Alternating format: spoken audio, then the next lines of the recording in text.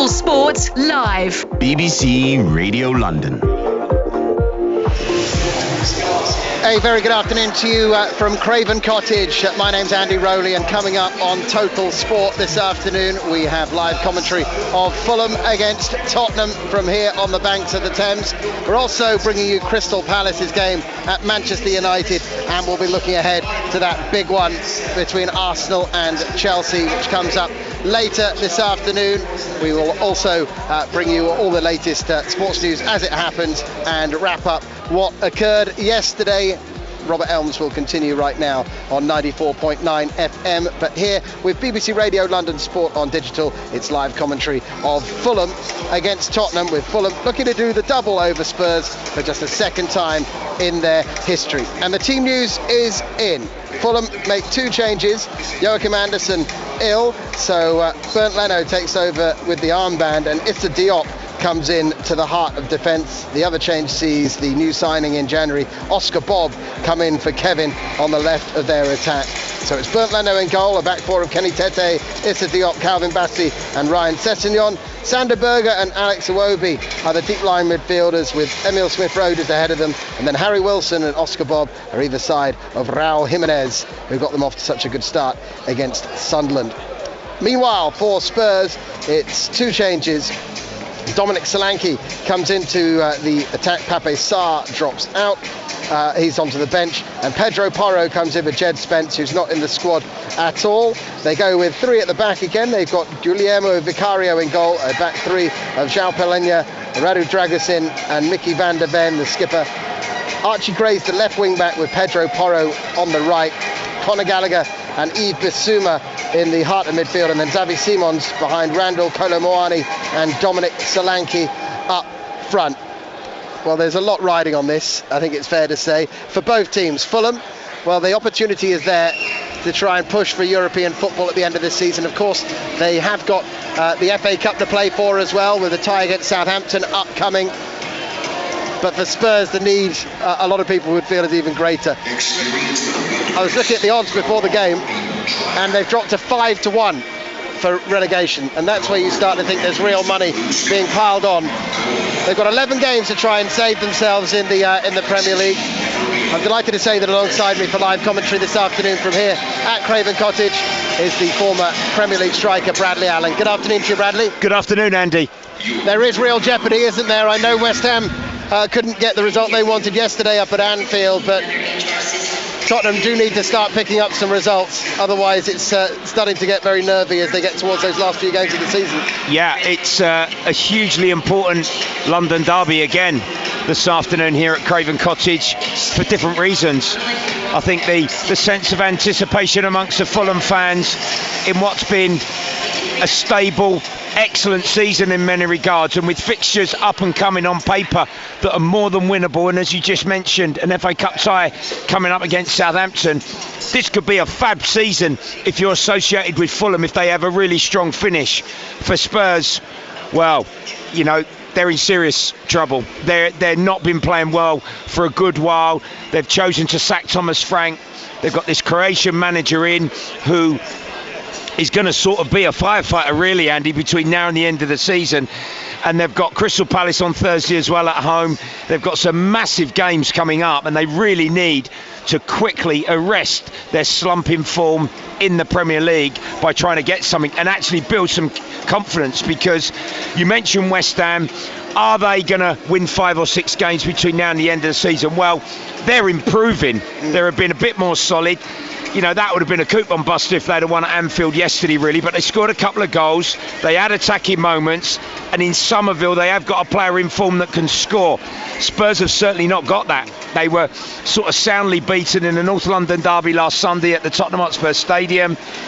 I'm not sure what to expect. You know, they've trained hard this week. They need to try and get something. If 3, that would be amazing, because you know, it's worrying times, Andy. You can't sort of push it under the carpet anymore. This is becoming really serious. Whether he was or not, I'm not sure, but Marco Silva was certainly a name in the frame when Tottenham went for Thomas Frank. He's out of contract in the summer. That's a bit of a backdrop as well, because he could potentially be available were Tottenham to stay in the Premier League.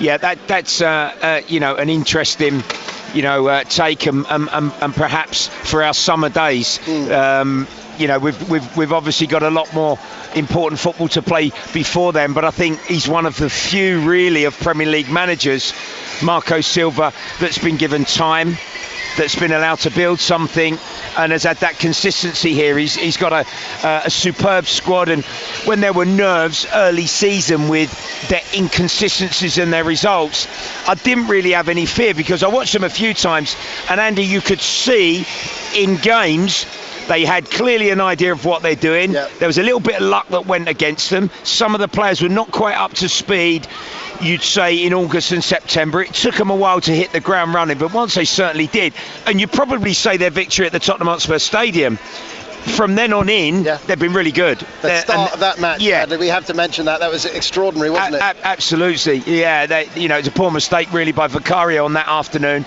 but they were excellent at Sunderland last Sunday. Another great away day victory, and I think the Fulham fans probably would not want to lose Marco Silva. That's a decision for the Fulham hierarchy to secure his services for further time and an extension of his contract, and some new players in, because the owners here have been supportive. I think there's a healthy relationship. Well, it certainly appears that from the outside looking in, so we'll watch this space on that one. Igor Tudor is very prominent in the warm-ups. We've heard from him in the press conference saying that he has put a lot of running into the players as well. He's kind of beasted them. He's known for coming into teams and not necessarily staying long, but as you said, dealing with situations where teams are in trouble, and it looks like he's drilling them pretty hard at the moment. Yeah, well, I can remember back to Terror Tuesdays at QPR with a certain manager, Jerry Francis. He was renowned for that, and he carried that to Tottenham Hotspur as well. And it was something that certainly older school managers adhered by, really. This guy is very experienced. There are some of his methods. I think he's applied that across this week, and it actually has been one of those rare weeks in the football calendar for a Premier League team where it's a sort of a Sunday to Sunday pattern where there has been some. In the playoffs, weren't they? The Champions League. That's right. Bit of work. That's right. So it's been a full training week. We'll see, on our eye whether that's been of benefit or not. Because the injury problems that Spurs have suffered has been catastrophic, really, when you think of the number that are out with the soft tissue injuries. Well, Bradley, we're going to hear from the managers before we kick off, and we'll have more to talk about ahead of this game. Just before we preview the Palace game, what about Burnley-Brentford yesterday? Yeah, incredible decisions in that game. But how well has Keith Andrews, his coaching staff, and Brentford have done this season? They're dreaming of Europe, and rightly so. There's a chance. There is a good chance if a couple of teams above them are a bit indifferent and Brentford find a level of consistency and keep churning results out. You never know. They might just be able to sneak in the Conference League, Europa League spot for a Premier League side come May. Poor old Scotty Parker. Oh, I know. Lucked out. Yeah, that was such a poor decision, wasn't it? But unbelievable game. Yeah, they've been a bit better, Burnley, to be fair, giving themselves a fighting chance. But I think mathematically they've got to go some now to get out of it. Well, thank you for the time being, Bradley. Let's look ahead to our other commentary at 2 o'clock live on the BBC Sport website. Crystal Palace heading up to Old Trafford, and the Palace fans maybe in better spirits after back-to-back wins in the Premier League and in Europe. Through to the last 16 of the Europa Conference League, where they'll face Larnaca of Cyprus. Now they've got to get their focus back on the Premier League, where they finally got a home win last Sunday against lowly Wolves. They're at Old Trafford this afternoon, where they won last year, but manager Oliver Glasner says they will not be considered favourites today. We have to accept how it is, and of course when Man United plays at home at Old Trafford against Crystal Palace, I think it's the same. Everybody there is expecting now a win, and again, they are a very good team. Now they have a very good balance between. It's a very experienced team. And when I see Luke Shaw, when I see Harry Maguire, when I see Casemiro, Bruno Fernandes, Mateusz Cunha, Mbeumo, so really very, very experienced Premier League players. And then I see Diallo, I see Kobe Mainu back, so very, very young players with huge talent, and a good mix they have now. But I think the most important thing for them is they are consistently playing with their team and have a clear structure in the way they are playing. So this is what I could see against Everton. And they have a great spirit right now, as I mentioned. For me, it was really impressive seeing Mateusz Cunha celebrating winning a duel in their own box, because this I think is what Michael Carrick brought into this team. Well, Glasner was asked to elaborate a little more on what Carrick has done to pick things up since taking charge at Old Trafford. As I said before, I'm always looking at the wider picture. I think they were fifth when Ruben Amorim had to leave. Correct me if I'm wrong, but I think they were fifth. Now they are fourth. Yes, they're on a good run. They're playing now with a back four in defense. On the other side, I've seen in the build-up they go into a back three where Luke Shaw plays the left centre back. I've seen them dropping into a back five, and I think everybody will remember how Mateusz Cunha celebrated winning the duel in their own box against Ghana. So there he was the back five player, and whereas before it was always very often it was Amad Diallo. So that's why Man United, for me it looks like the mood around the club is better now. Yeah. So they had shaky times and noisy times. And this looks like it's a little bit more settled now, but this is just from South London to Manchester, so I don't know how it really is. But the football, they had great players before. Players came back from injury. Maguire came back, for example, and now they're playing consistently, more or less with the same team. This gives them consistency, and if you can bring in a player you bought for 60 million in summer like Seško, it just shows the quality of the team. I love listening to Oliver Glasner talking about football. I'll certainly miss it if he doesn't return to English football at the end of this season. Let's cross to Old Trafford and hear how the teams have been selected with our match commentator Ross Heaton. As Palace go in search of a third straight win in all competitions, they make just one change from Thursday, with Brennan Johnson, the man who scored the winner in the Europa League final against Manchester United, given a start ahead of Evan Gessan, who drops to the bench. Glasner's men have a 10-point cushion between themselves and West Ham, and they're a 3-4-3. Henderson in goal. Across the back it's Richards, Lacroix and Canvo. The wing-backs are Munoz and Mitchell, with Kamada and Wharton in the centre, and a front three of Sarr, Johnson either side of Strand Larsen up front. The bench today: Benitez, Pino, Uche, Klein, Hughes, Sosa, Gessan, Riyad and Devaney. As for Manchester United, a win would move them from 4th to 3rd on goal difference above Aston Villa. Their only change is Seško replacing Amad, as Carrick looks to extend his unbeaten start in interim charge. They're a 4-2-3-1 with Lomans in goal. In defence it's Dalot, Yoro, Maguire and Shaw. The holders are Casemiro and Mainu, and come Mbermo, Fernandes and Cunha just behind Seško up front. Ross, Lee Turnbull alongside you for live commentary on the BBC Sport website. Good afternoon to you, Lee. Good afternoon. This obviously is a tough one for Palace. Ross was just saying, just the one change.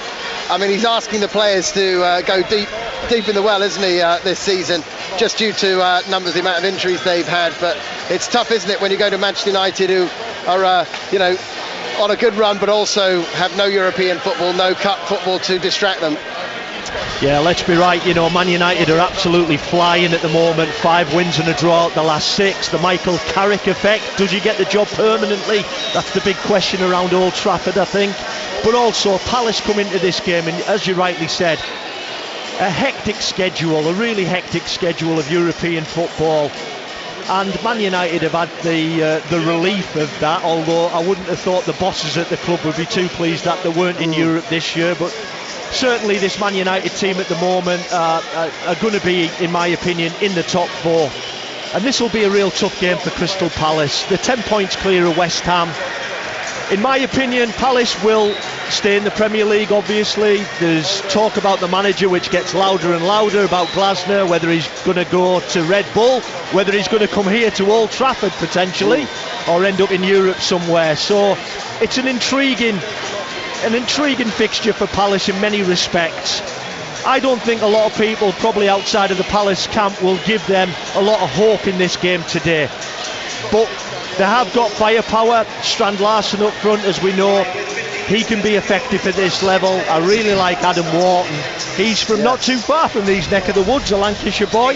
Well, there's and Brennan Johnson. He might go there, right, in the summer? Well, there's a big whisper around the press room that he's already got his Man United shirt with Wharton on the back. and then the likes of Brennan Johnson as well coming into the team today. So I think, again, the importance of the first goal, can they quieten the crowd down here at Old Trafford? It's going to be a full house. It's a real tough gig for Palace today. But this is kind of where they made their name, really, under Glasner. Is they would go anywhere and beat anyone, wouldn't they? And I know the mood music is a little different now, but there's still quite a few of the same players that kind of produced those results, that had that fearless approach.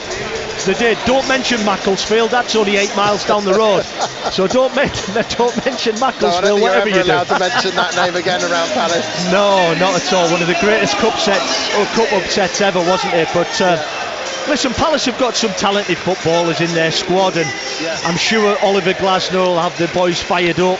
The formation obviously is interesting with that 3-4-2-1, and it'll be really important that they get service into Strand Larsen today as well. And that'll be hopefully from them getting space in the wide areas, and I think they can maybe expose Manchester United in those wide areas. And it comes down to individual battles as well. Casemiro and Meno in the middle of the park. Can Wharton and Kamada get a grip of that? Can Larsen outgun Sesko at the top end of the pitch? In wide areas, the likes of Munez and Mitchell, can they handle Mbueno, the former Brentford player, and Cunha? There's individual battles, and if Palace can win those individual battles, then they'll get a positive result. But Man United are absolutely flying at the moment. It's going to be a tough one. Well, it's great to hear from you, Lee, and really looking forward to seeing how this one turns out. Ross, who's alongside you, has been busy out and about around the ground. He's been catching up with some Palace fans ahead of kick-off to gauge how they're feeling ahead of today's match. Confident at the minute.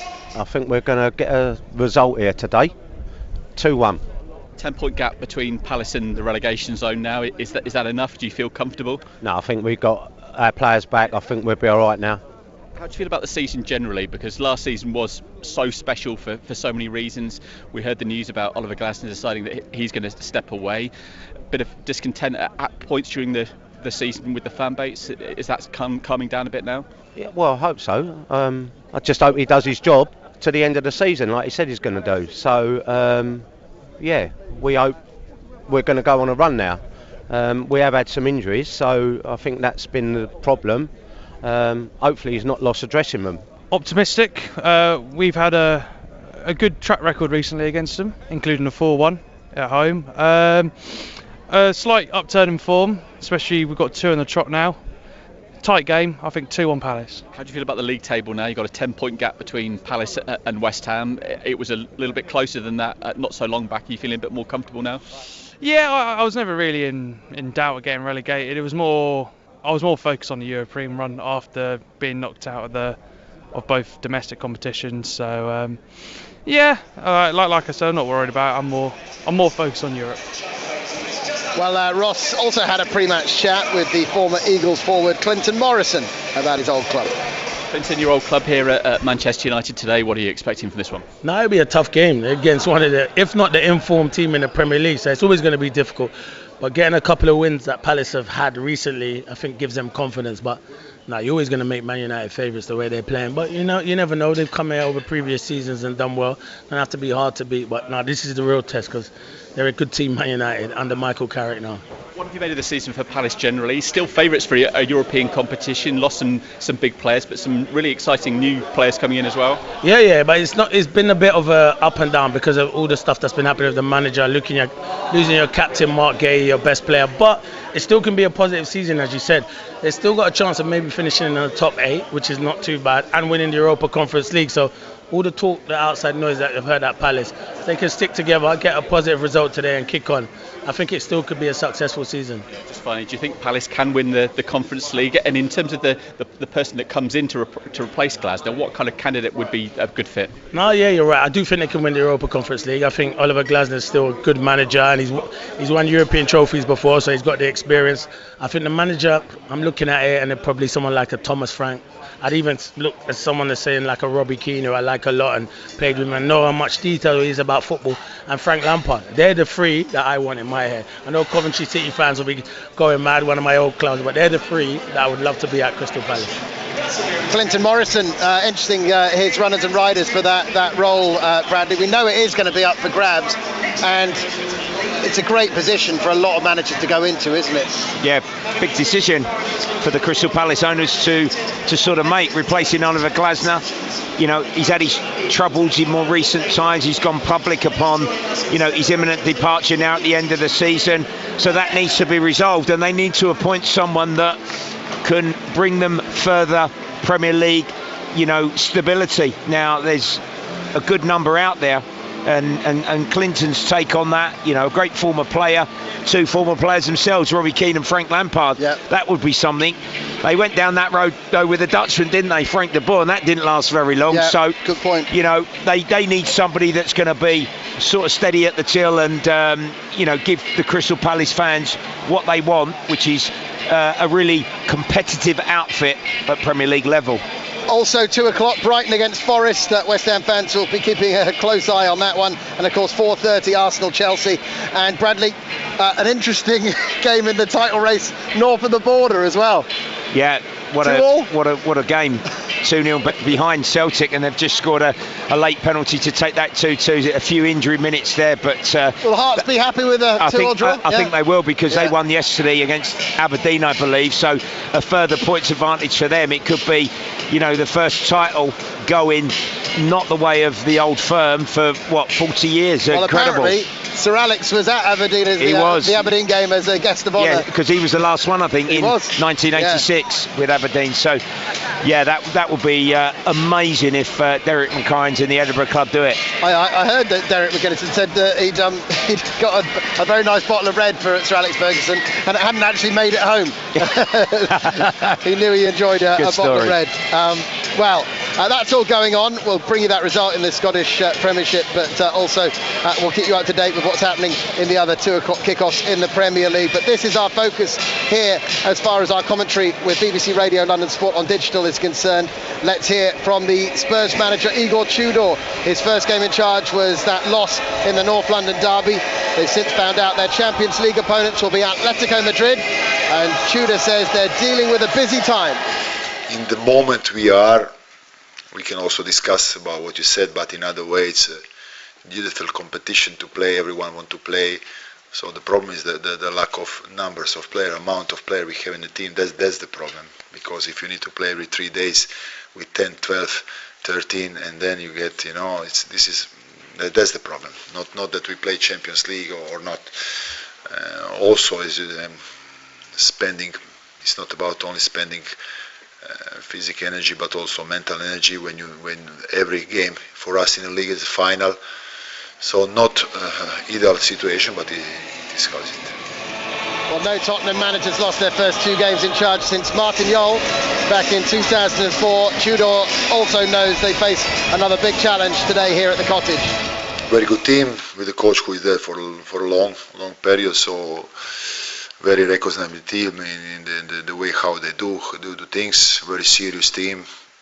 Always difficult to beat them, so it will be tough. But as I said before, we need to be focused on us, what to do, because we need to make better our performance in both ways.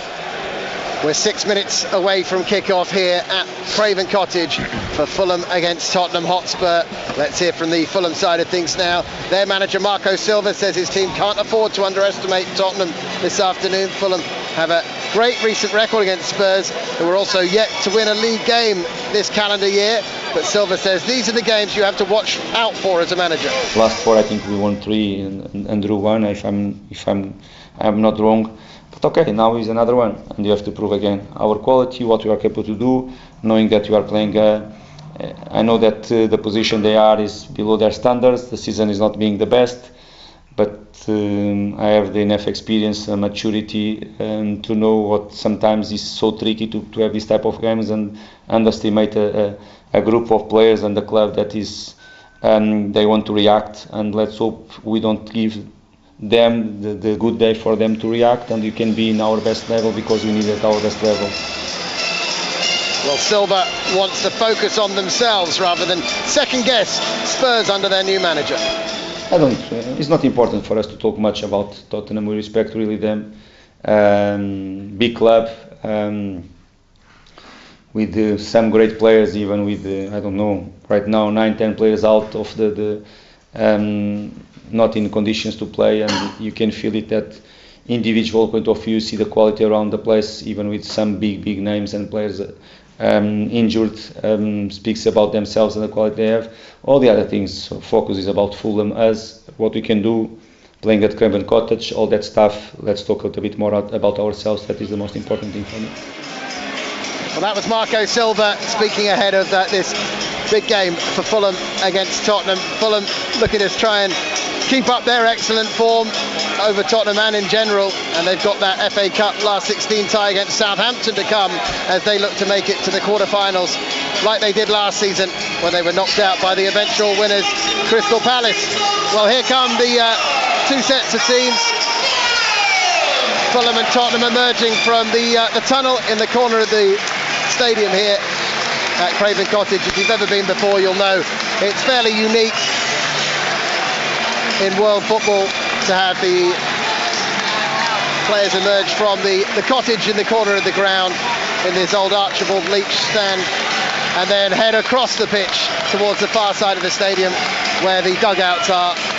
You don't get that very often around the world. And the players making their way across the pitch. This is how they line up this afternoon.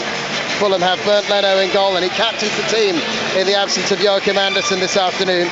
The back four is Kenny Tete, Issa Diop, Calvin Bassey and Ryan Sessegnon, and midfielder Sander Berger, Alex Iwobi and Emil Smith-Rowe, and then Oscar Bobb and Harry Wilson are either side of Raul Jimenez.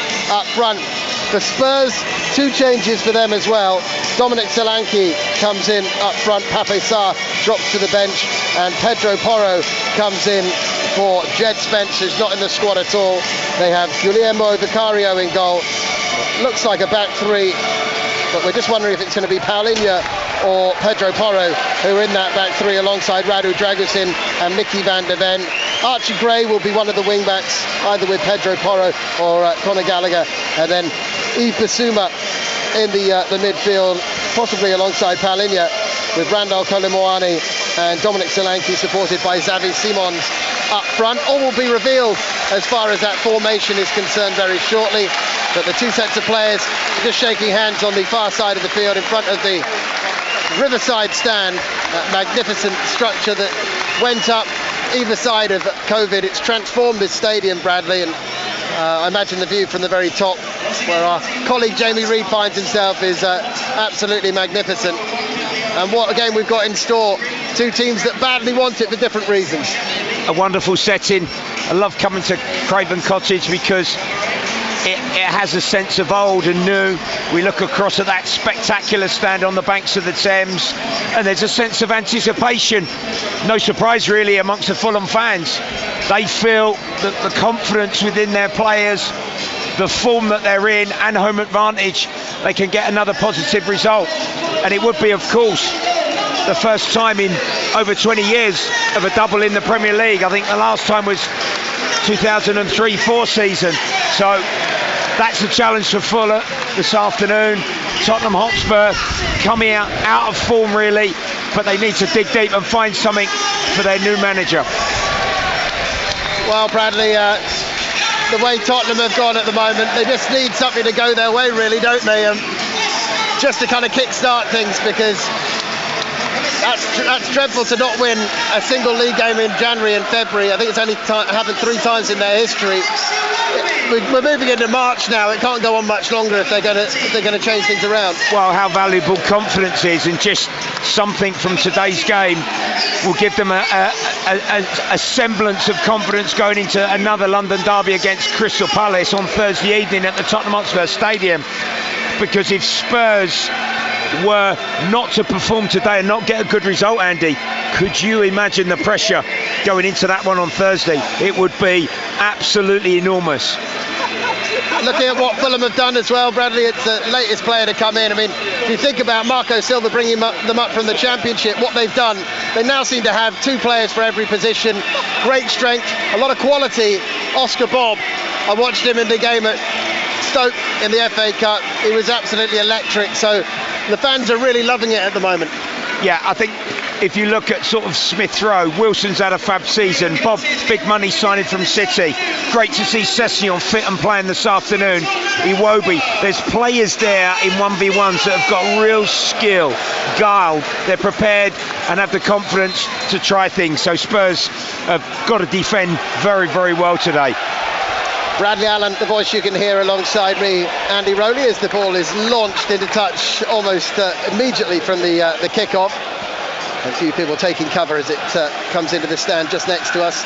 And we're off and underway. Fulham pretty much all in white and Tottenham all in black. And Fulham playing towards the Hammersmith end of the ground, towards the Putney end of the ground, I should say, in this first half, with Tottenham towards the Hammersmith end and with their fans behind them, behind their left-back position, as Van der Ven has the ball at the back for Spurs, goes back to Vicario, moving it now to Dragusin, and out to Pedro Porro.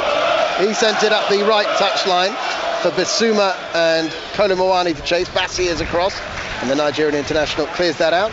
Formerly of Rangers, of course, Bradley, who went 2-0 up, but had to settle for a 2-2 draw in the end, as Martin O'Neill produced another late comeback since coming back in at Celtic, and that means advantage Hearts. Absolutely.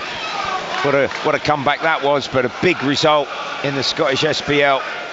Spurs look, Andy, as if they're sort of a back 3.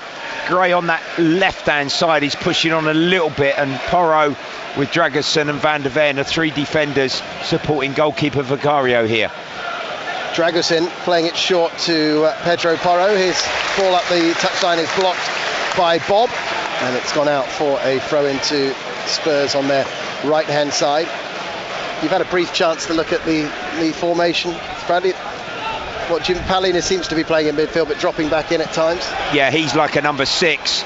Simmons, Bissouma, Gallagher are supporting a 2-pronged attack in Moani and Solanke. He's just fouled down Spurs' right-hand side. He's none too happy with the assistant. But after all we saw, it does look like a 4 across the back for Spurs. Yeah, you know, there's moving parts to it, isn't it? Yeah. But Gray certainly in possession, pushes on a little bit more from that left side. The Spurs fans singing champions of Europe. Well, you know what we are, as Fulham win the ball back and then give it away, and Tottenham attacking down the left. It's Simons, good cross, and it's cut out by Sessegnon just in time against his old club. And Spurs continue their attack on the left-hand side. Archie Gray is well forward down that touchline, but Bassi comes over, wins the ball back, and Fulham can break up the left with that man Sessegnon. He's got Bob racing forward ahead of him, but he just checks and plays it back to Bassi in the heart of the Fulham defence. So Fulham lining up with Leno, the captain, in goal. Tete, Diop, Bassi and Sessegnon, the back 4. Diop coming in for Anderson, who is ill. A midfield of Berger, Iwobi and Smith Rowe, and then Wilson and Bob are either side of Raul Jimenez up top. And now Bassi on the ball, midway inside the Spurs half of the field, gets it out to Sessegnon in the bright blue boots. Bassi again, going short to Sander Berger, the Norwegian, helping it on to Issa Diop. Fulham just enjoying a bit of possession in the what is a breezy but not too chilly first day of March, as little shove there from Dragusin, and he's knocked Jimenez off his feet. That will be a free kick to Fulham. Spurs have Guillermo Vicario in goal, a back four of Pedro Porro, Radu Dragusin, Mickey van der Ven, the captain, and Archie Gray. That means that Paulinho is in the midfield with Gallagher and Bissouma, and then Simons is supporting Kolo Muani and Solanke up front. Slightly different formation to the one they employed against Arsenal. Yeah, they're falling back into a sort of a 4-4-2 out of possession, Spurs, but free kick here. Jimenez in the programme notes saying about his excitement, looking forward to the World Cup in the USA and Mexico in the summer. He was fouled by Dragusin through the back of the Fulham striker, Wilson, to take this free kick from a fairly central position. He's still hoping he'll go as well, Wilson. He's floating it into the box. Diop's going to get there, headed across the 6-yard box and then hooked away clear, possibly by Van der Ven. Pedro Porro tries to complete the clearance, finds Xavi Simons, then he sends it forward. Colomwani was offside, but Solanke wasn't. He's chasing this down. It's helped back to his goalkeeper by the defender Iwobi, who got back there. Welcome to our listeners on 5 Sports Extra. They're listening to BBC Radio London, and our commentary team here, Bradley Allen and myself, Andy Rowley, delighted to have you with us wherever you're tuning in from. Whether it's on the BBC Sport website, 5 Sports Extra, or BBC Radio London. Yeah, Gallagher on this near touchline under pressure there. Session played the ball long. Porro headed it down. Gallagher did well to pick up the second ball, but he opted to play backwards and it's got straight off the pitch beyond the byline. First corner of the game, Fulham to take on this left. Iwobi is going to come forward to take it by the looks of things, although Wilson is very close by for a short corner opportunity. You don't actually often see this. They're almost shaping up to possibly have the right or left option like they would on a free kick in and around the penalty area. Wilson leaves it for Iwobi to take. In it comes, headed away at the back by Archie Gray, and Sessegnon will go back to his goalkeeper, and we're hearing there's been a goal early on in the game up at Old Trafford. Manchester United against Crystal Palace. Ross Heaton. And it's gone to Palace. They lead 1-0. Maxence Lacroix with a brilliant header from a corner. It was floated to him. He strong-armed his man inside the box, headed it back where it came into that far corner. Manchester United 0, Crystal Palace 1. Ball chipped into the box. Jimenez leaping for it here. Bob gets it back across. Wilson! Harry Wilson scores for Fulham, and they have the lead early here against Tottenham. It was a ball that was knocked back across, and Wilson, as it dropped onto that trusty left foot of his, there was never any doubt that he was going to rifle that home for his 10th goal of the season. It's Fulham 1, Tottenham 0. Well, it's a quality left-footed volley finish from the man in form who's had a fab season, Harry Wilson. But Van der Ven and the Spurs players are surrounding the referee, Thomas Bramwell. They felt that there was a push somewhere in that, whether this is going to be checked. But it went across diagonally. Boban Selchivsky volleyed it across. There was Wilson inside the 6-yard box to clinically finish. It may well be checked, this one. Stunning finish from Harry Wilson. Maybe Jimenez on Dragusin, I'm not sure. I'm not sure Dragusin's going to clear that anyway, is he? It's pretty high. It was Jimenez's challenge, wasn't it? Yeah, he's just on the Spurs number 3. Dragusin's back, but it's a question of whether that would go down as normal competing for the ball. They are checking it at the moment. There's a left arm, isn't there?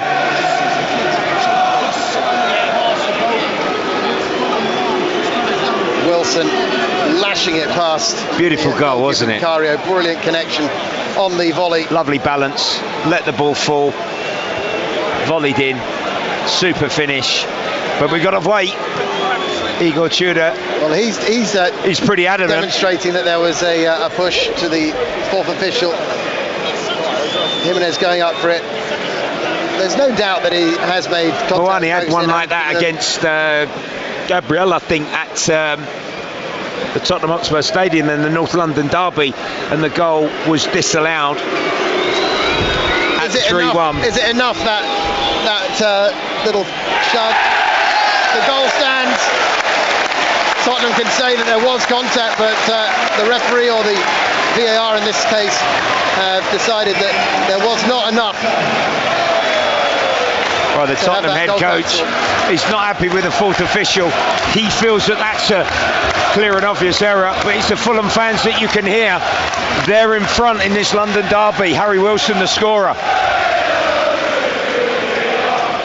Fulham, who've won their last two at home against Spurs by an aggregate of 5-0, are ahead again.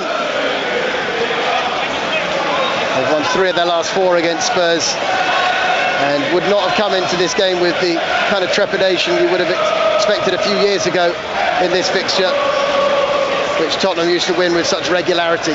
Ball's gone all the way back to the Fulham goalkeeper Bernd Leno. The German plays it out towards the right touchline. Tete attempting it to clear it a bit further forward. Jimenez tries to lay it off.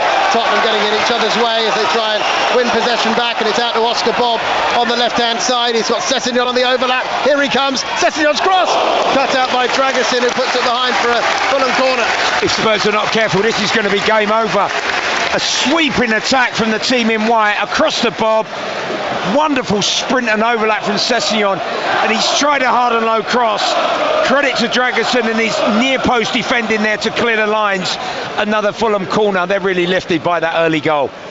Less than 10 minutes gone. Fulham leading 1-0 thanks to Wilson's goal. And another of these corners to come from the left. Again, Wilson almost dropping the flag to get them underway with the corner. Iwobi sent it in, and it's Bassey going up for it, but yeah, get meaningful connection on that. It was off for the former Leicester man. Goal kick at the far post.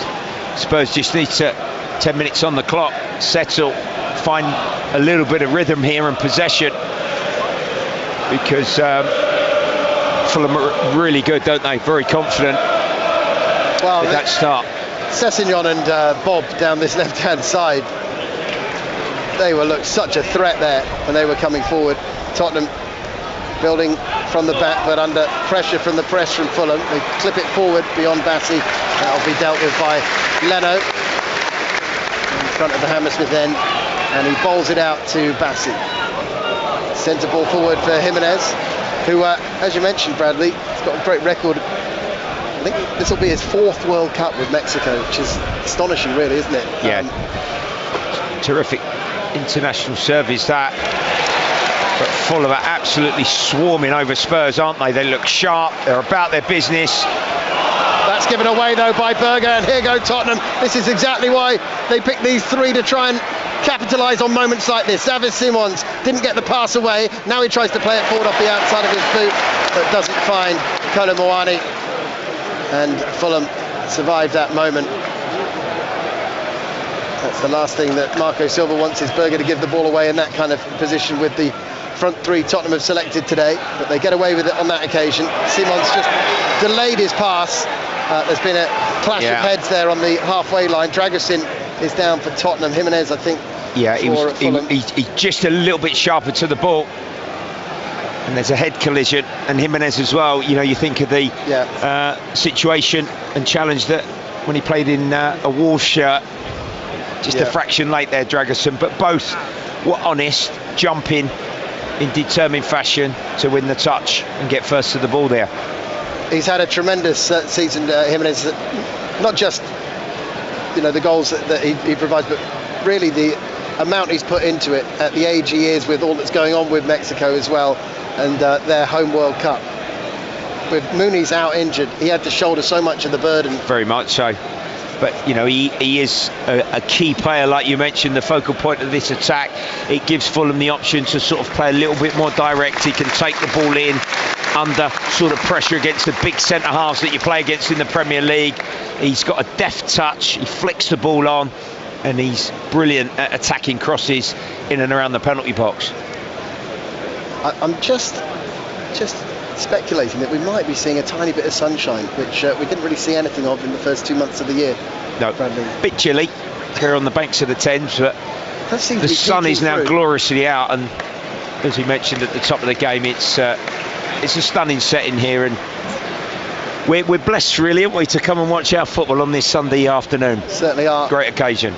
BBC Radio London and BBC 5 Sports Extra, as well as BBC Sport Online, live here at Craven Cottage for Fulham against Spurs. Fulham leading thanks to Harry Wilson's goal. talking of excellent seasons, he's out of contract at the end of this season, and there will be many suitors for his services, you would imagine. Brighton are leading against Nottingham Forest by a goal to nil. Diogo Gomez getting the opener in that game in the 6th minute. And as you've heard, Palace are in the lead at Old Trafford. Maxence Lacroix scoring again for the Eagles, having helped them through to the last 16 of the Europa Conference League. And they'll be up against Larnaca of Cyprus later on this afternoon. Arsenal against Chelsea, a 4:30 kick-off in that one, and it finished 2-2 between Rangers and Celtic in the Old Firm derby after Rangers took a 2-0 lead thanks to 2 goals from Youssef Chamiti, Kieran Tierney, former Arsenal defender, and Reo Hatate scoring for Celtic. And it's 1-1 now between Brighton and Forest on the south coast, so a lot of West Ham fans down this way will be keeping a very close eye on that scoreline, and wouldn't have wanted to hear that news about a Forest goal going in. Tottenham being put under pressure as they bring the ball into the midway point in the Fulham half, but dispossessed, but quickly regain it. Dragusin on the ball now, gives it to Paulinho. Back against his former club, Bradley, who he played for with distinction. They loved him here.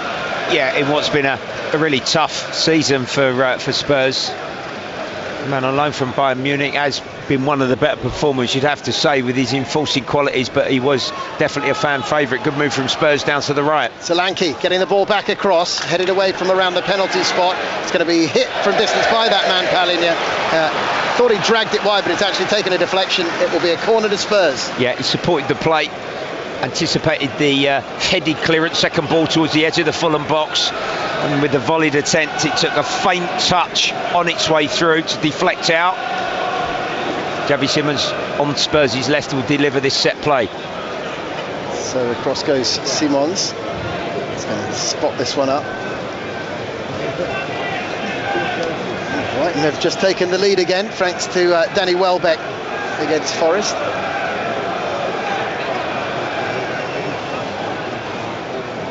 I say West Ham fans to keep an eye on it. Tottenham may be just looking at it as well. Here comes the ball in from the corner, headed away only as far as the edge of the box, and Pedro Porro has sliced it on the half volley from just on the edge of the penalty area, and it's gone wide off the outside of his left boot. Oh, that's a good chance. I think if he just gets to the pitch of the ball when it was headed away from Jimenez, he's got good technique on the volley. Porro gets over the top of the ball, hits it into the turf. Maybe that could have, against the run of play, been, you know, a swift equalising goal. 6 minutes since Fulham took the lead. 16 minutes gone. Fulham 1, Tottenham 0. As Leno plays it out from the back to the tall figure of Issa Diop, the former West Ham defender, sends it miles forward towards Raul Jimenez. He's trying to play a 1-2 with Harry Wilson. He backheels it into a defender, comes off Paulinho, in fact, and it's gone out. Good serve though. You know, Spurs sort of pressed the left side of the pitch, but Fulham played over. And I mentioned about Jimenez, you know, he did terrific there, support from Wilson, and it just sort of played over the trap that Spurs had set. That goal from Harry Wilson's only the second goal they've scored in a first half in their last 8 games, Fulham. The other one was an own goal by Everton. They're generally stronger finishers. Scored a hatful in the second half of games, but not the quickest starters. But they've got off to a great start today as the ball goes out for a throw in of Fulham. Kenny Tete will take it. Keep seeing advertisements for that last 16 tie in the FA Cup, Bradley, against Southampton. It's another game to really look forward to for Fulham fans. I think it's a Sunday midday kickoff for that one, as they look at to make it through to the quarterfinals. And it's interesting to think back to that quarterfinal against Palace. They started well that game, and you know, it could have a lot of Fulham fans will think, had we got through that, who knows, having never won it before, of course, just like Palace. Ball is back to Iwobi, just outside the penalty area, chips the ball towards the far post. Wilson chests it down, hooks it back on the byline, headed away by Van der Ven, not far enough. Smith Rowe trying to get it to Tete. His shot is dragged just wide on the left foot, and it'll be a goal kick to Spurs. Yeah, Harry Wilson corrects him round the back on that right-hand side when the cross come from the left. He kept it back alive. It was sort of bobbling around, wasn't it, inside the Spurs penalty box, and eventually the supporting fullback Tete sort of scuffed his shot a little bit and dragged it wide of the post. If that had been on target, that'd have been a certain second. When Tottenham are in possession, rather, Gallagher's coming out to the right-hand side. Simon's out to the left. Solanke's kind of dropping off. It's an interesting fluid formation Igor Tudor's going for when they are in possession, but they haven't managed to get much fluidity to it so far. They've got a throw-in on the right at the moment, midway inside the Fulham half of the field of Spurs. It's Pedro Porro, that's short of finding Kolo Muani, intercepted by Iwobi. He's nutmegged Paulinho there, gets it to Raul Jimenez, and then it's gone back by Xavi Simons, going back towards his own penalty area. Bissouma caught in possession by Jimenez, then Oscar Bob trying to thread it to Iwobi, but there's a free kick to Spurs. Yeah, I'm not sure. I think the other one maybe on Porro further up the pitch a minute ago. Porro's just sort of picked himself up rather gingerly, but Tottenham would be grateful for the respite. Just need to find, like you say, you're right, Andy, just some control here and a bit of possession, because Fulham are playing in such a confident fashion. Later on this afternoon, Arsenal against Chelsea.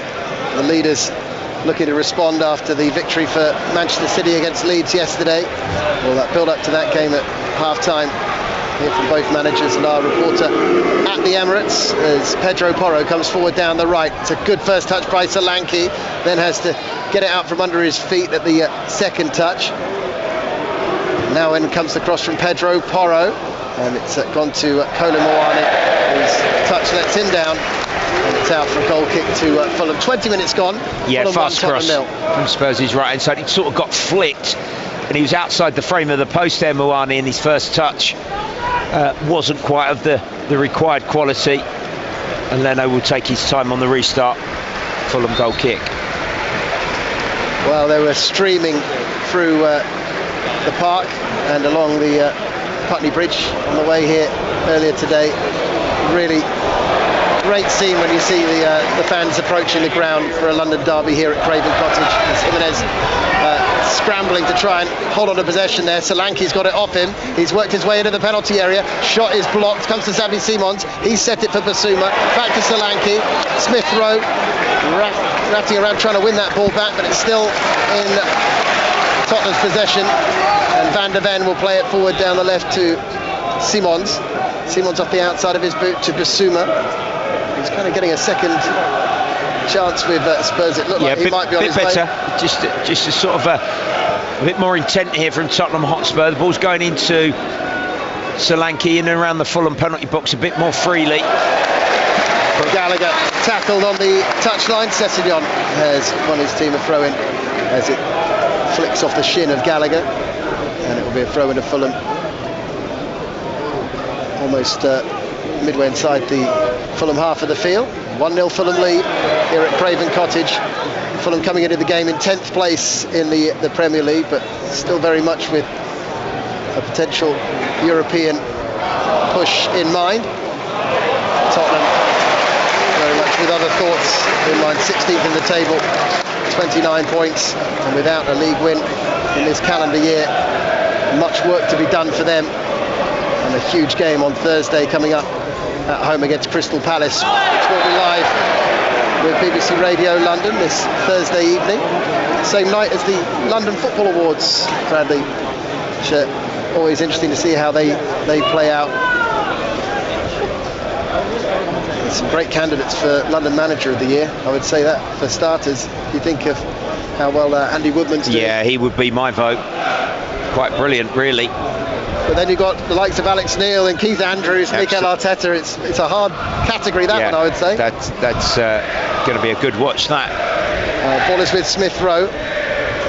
Former Arsenal player will certainly just have a little extra incentive today, I think, along with the likes of Alex Iwobi and Bernd Leno.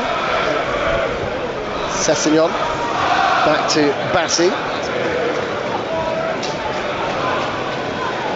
Bassi playing it square in front of Issa Diop.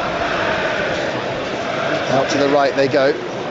Tete just drawing Palinha, his former teammate, a bit closer to him. Now it's with Wilson, who's dropped deep to knit the play together here for Fulham. His former club Liverpool beating West Ham by 5-2 yesterday. Iwobi back to Diop.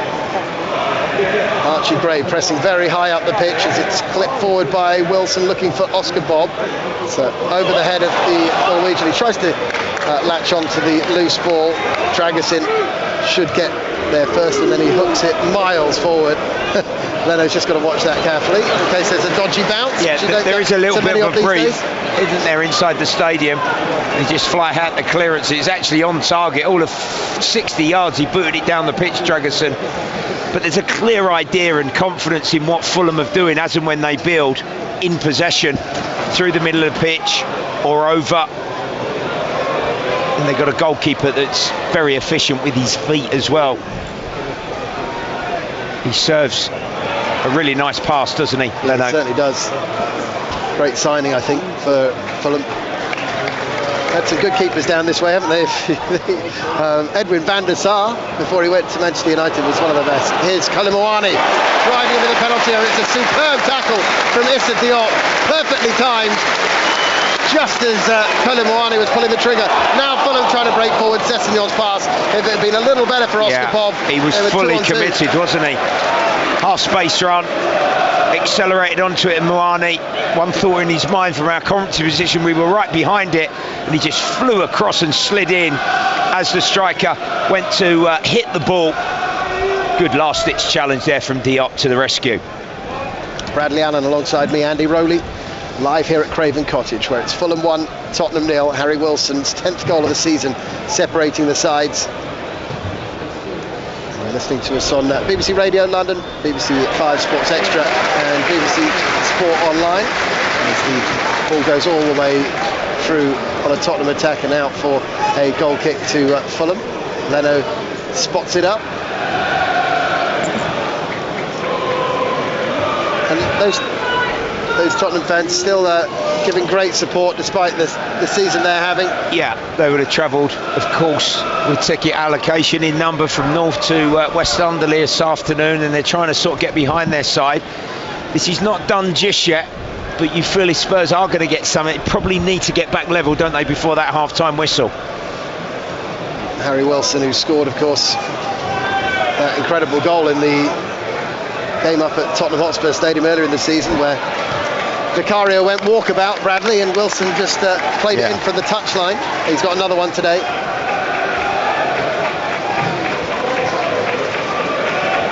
And I get the feeling, Bradley, at this stage of his career, he could play for any squad in the league in terms of any team would be happy to have Wilson in their squad, such as his quality. On a free, out of contract, of course, come the summer. I think he'll have a good few takers, especially if his season continues, because he's been outstanding. I spoke to him a few weeks back, and of course those playoffs for the World Cup are coming up as well, and he's got that very much in his mind as well. For his country, potentially a couple of games there to make it to the big show in the summer.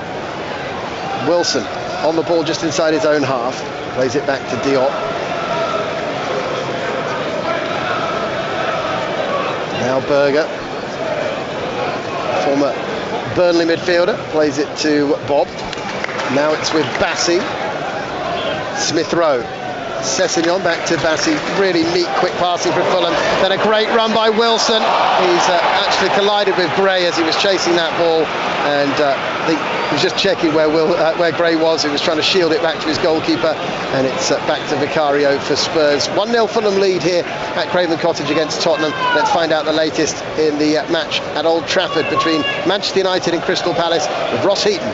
Palace remain 1-0 in front, and it is thoroughly deserved. That goal early on from Lacroix from the corner, just the start of a really positive display. They've dominated large spells of the game, had multiple chances as well, stung the gloves of the goalkeeper Lomans a few moments after the goal had gone in. They almost played themselves into a bit of problems here, but it's been composed. They've caused real problems with the shape here for Manchester United, and they've dominated the early exchanges. Manchester United 0, Crystal Palace 1.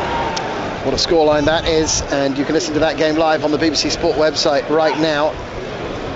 Earlier on it finished 2-2 in the Old Firm derby. Rangers 2-0 up, Celtic drawing 2-2 after a 91st minute goal, and it all means that Hearts are 6 points clear of Rangers in second at the top, and Celtic further 2 points back, but with a game in hand on both their rivals.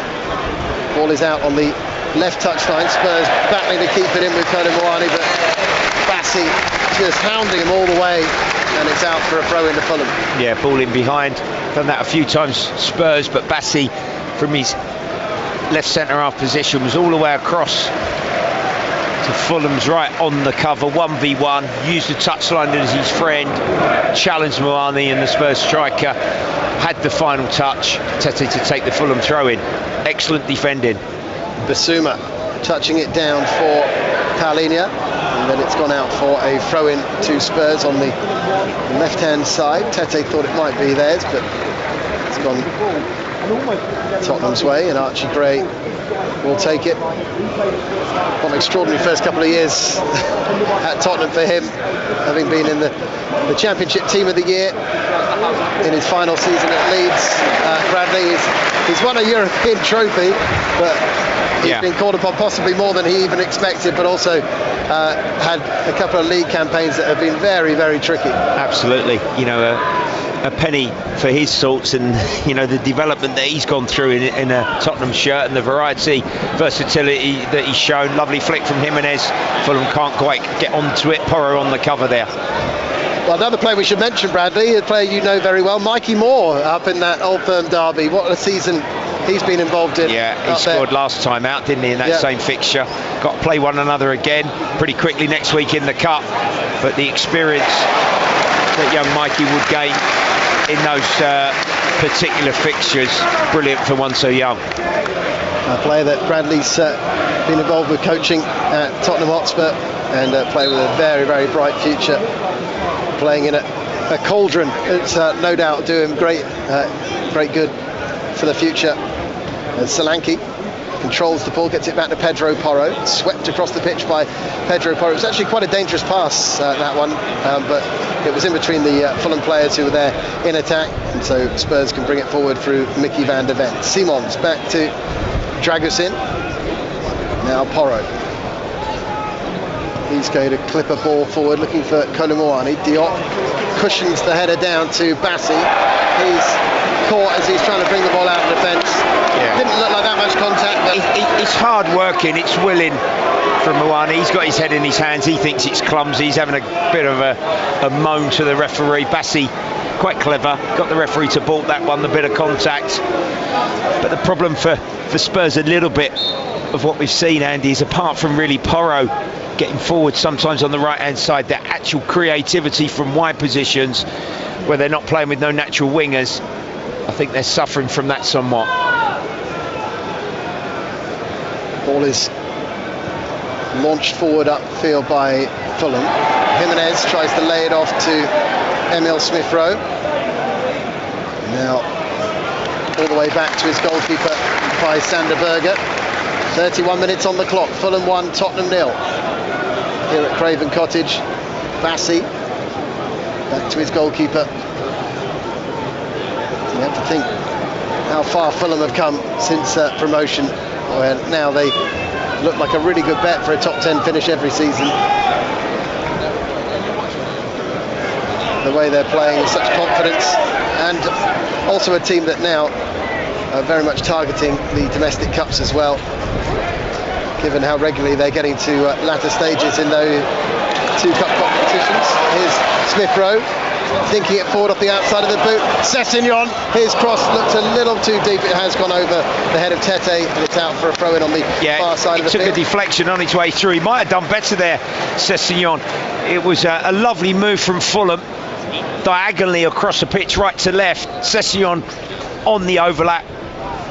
Fulham throwing on that right-hand side. They're locking Spurs in here. It's forward by Fulham. Jimenez can't hold on to it. It's cleared away by Tottenham, but it'll come back again because Fulham are pushing Spurs back here. Wilson laying the ball off. It's a shot from distance. It's an absolutely stunning finish from Alex Iwobi. He's found the bottom corner unerringly with a superb finish.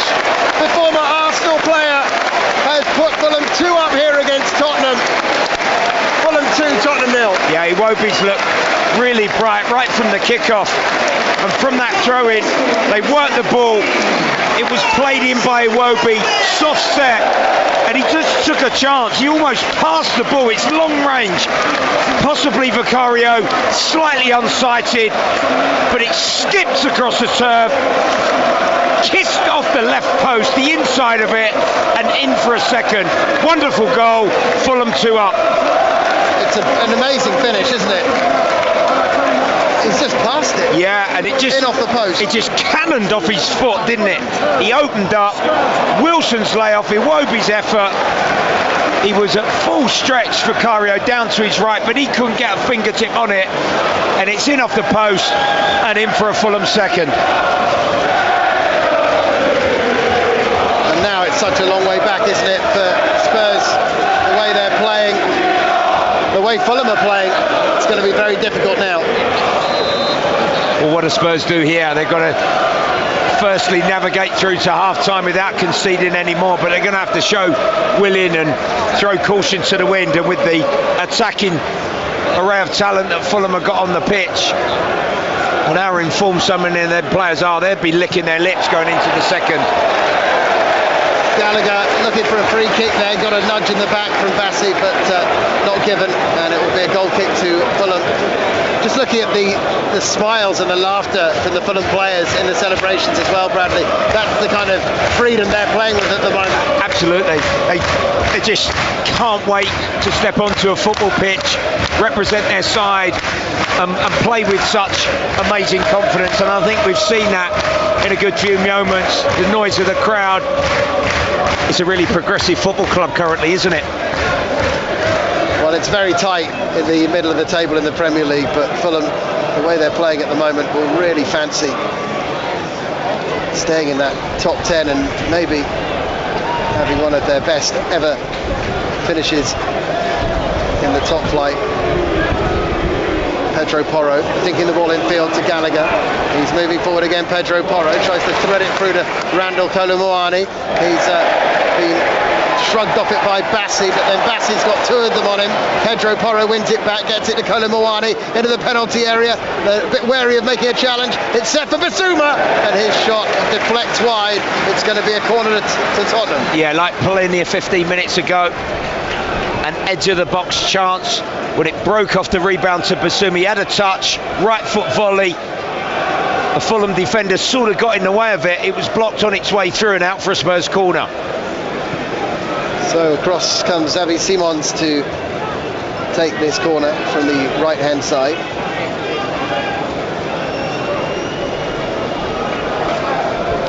Spurs desperate for a quick reaction here. It's taken short to Gallagher. Back to Pedro Porro, swings it in low. It's going to be cleared away by Berger. And it's all the way back to the goalkeeper, Vicario.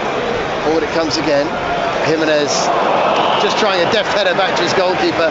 He's asked a bit much of Leno there. Yeah. He had to be wary of leaving his goal. He's acknowledged his mistake. Tried to be a little bit clever there, really, Jimenez. Should have just headed it away to safety.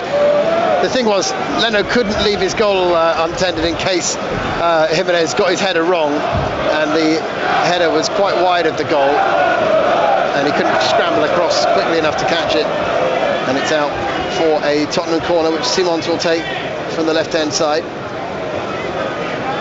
8 minutes to go plus stoppage time in this first half. Fulham leading Spurs 2-0.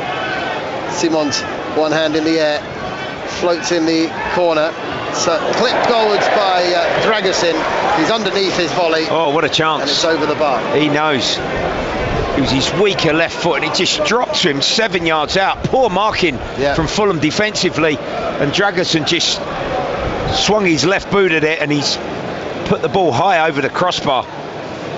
Should have controlled that and got that on the target, really. I don't know if Solanke was jumping just in front of him, whether he saw maybe it a bit got late. put off I don't slightly, know. But yeah, he got a decent connection on it, but it went high up and over the bar. He's now trying to head it away under pressure from Jimenez. Pedro Porro back in the team today, clips it forward, looking for Kolomoani. Solanke battling for the ball with Iwobi, the scorer of the second goal for Fulham. Now Solanke drifting across the pitch, plays it up the line for Pedro Porro. In comes an early cross. It's a devilish delivery, actually. Gray, Simons attacking that. Tete did just enough to get the ball away, but it's another corner to Spurs. Yeah, I said about Porro advancing on Spurs' right-hand side, and maybe a delivery from him is Spurs' best avenue and route back into this game. Fine cross, swirled in the wind, difficult for Tete, round on the cover, and he's just sort of skimmed it away. It was Archie Gray actually that was coming in at the far post. Simons, they're all queuing up at the back post for this one. Here it now comes. Simons floating it in, punched away by Leno. Got really good distance on that. Comes out to Gallagher. He's going to sweep it back out to Simons on the left touchline. Netherlands international holds onto the ball and dinks it down the touchline. In comes a cross for Spurs. It's Dragusin trying to get to it. Sessegnon heads it down into a dangerous position. Kolomoani's shot deflected, and then Palinha's also blocked by Bassi. It's out for a throw to Spurs. Yeah, the crosses from Spurs and the set plays are just sort of giving them a glimmer of hope here, and they're not really clearing their penalty box convincingly. The Fulham defenders. Dragusin is going to launch a long throw in here from Spurs' right-hand side of the pitch. Here it comes from Dragusin. Sent into the penalty area. Flicked away by Fulham, not completely cleared though. Solanke sets it for Pedro Porro. He kind of fires a ball across the penalty area. Van der Ven gets a touch on it, but he's glanced it wide. Just snatched it, Porro, didn't he? Again, not cleared by Fulham. Van der Ven was up in attack, but he's just come at him from the scuffed effort from Porro way too quickly for him to control and finish. Fulham goal kick. 2-0 to Fulham. As Tottenham's 2026 continues to be one to forget in the league. Archie Gray in a bit of trouble here, almost got his pocket picked by two Fulham players. Smith Rowe and Wilson were both on him, but they do get the ball away upfield, Tottenham in the end. Solanke though is harried off the ball. It's forward to Wilson. Palinha comes across and as Fulham fans know so well, makes a good tackle, and it's out for a throw in to Fulham, far side of the field. I think he'd be greedy here, Marco Silva, won't he? He won't rest on his laurels. He will want his side to sort of push and really drive home the advantage that they've now got. 2 up and a third, if possible, with one late chance at the end of this first half. Ball is back from Issa Diop all the way to his goalkeeper Leno. And Bassi out to Sessegnon on the left. His ball forward is headed by Bissouma. Kolomoani down to Solanke, out to Pedro Porro. He tries to find Gallagher down this right-hand side. Slightly different position for Gallagher today than you usually see him in. And he's struggling a bit to get into the game in the way he sometimes dominates games, Bradley. Yeah, not really had an influence so far. But Fulham taking a bit of a risk. Short passes at the back.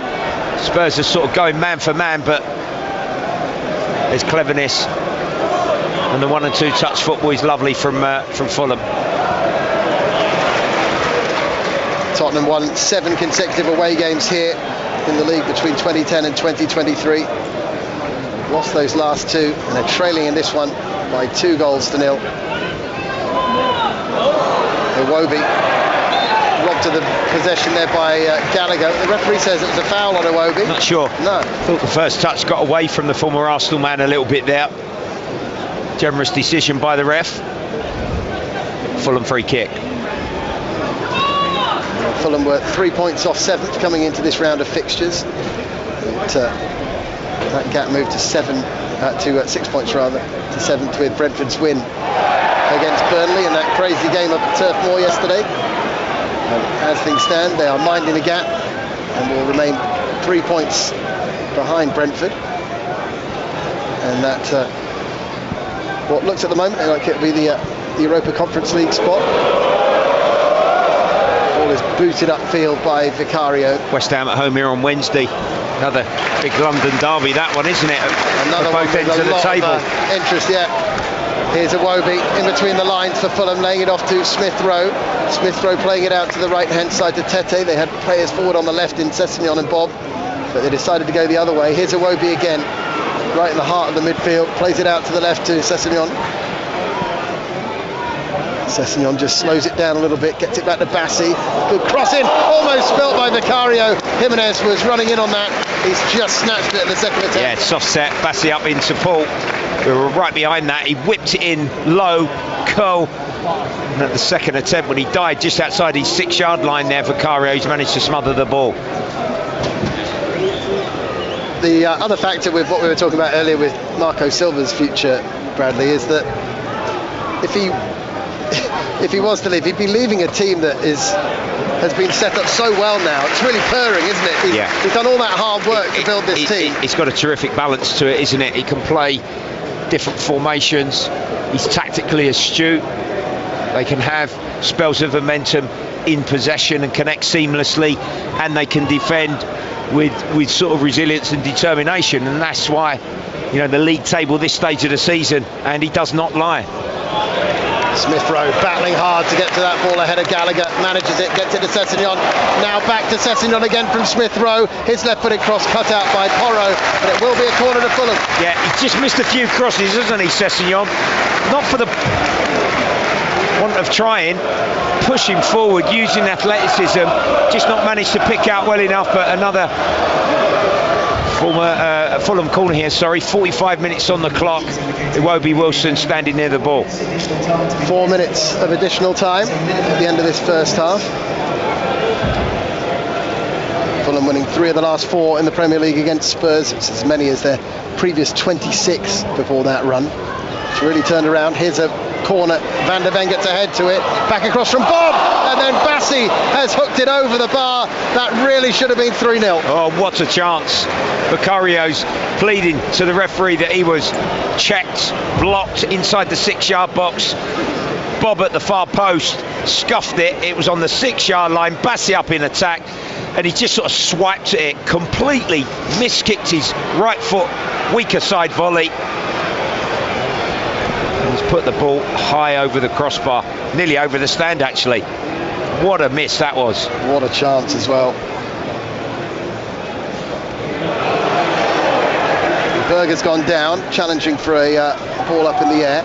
We're into the second minute of the 4 to be added at the end of this first half, with Fulham coming close to taking a 3-0 lead at half-time. You'd say it would look quite unassailable, but we saw just yesterday that Brentford were 3-0 up and it almost turned around completely. Brighton are 2-1 up against Forest as they approach half-time down there at the Amex. Diego Gomez and Danny Welbeck scoring for Brighton, with Morgan Gibbs-White getting one back for Forest in between those 2 goals. And Palace still 1-0 up at Old Trafford against Manchester United. Maxence Lacroix.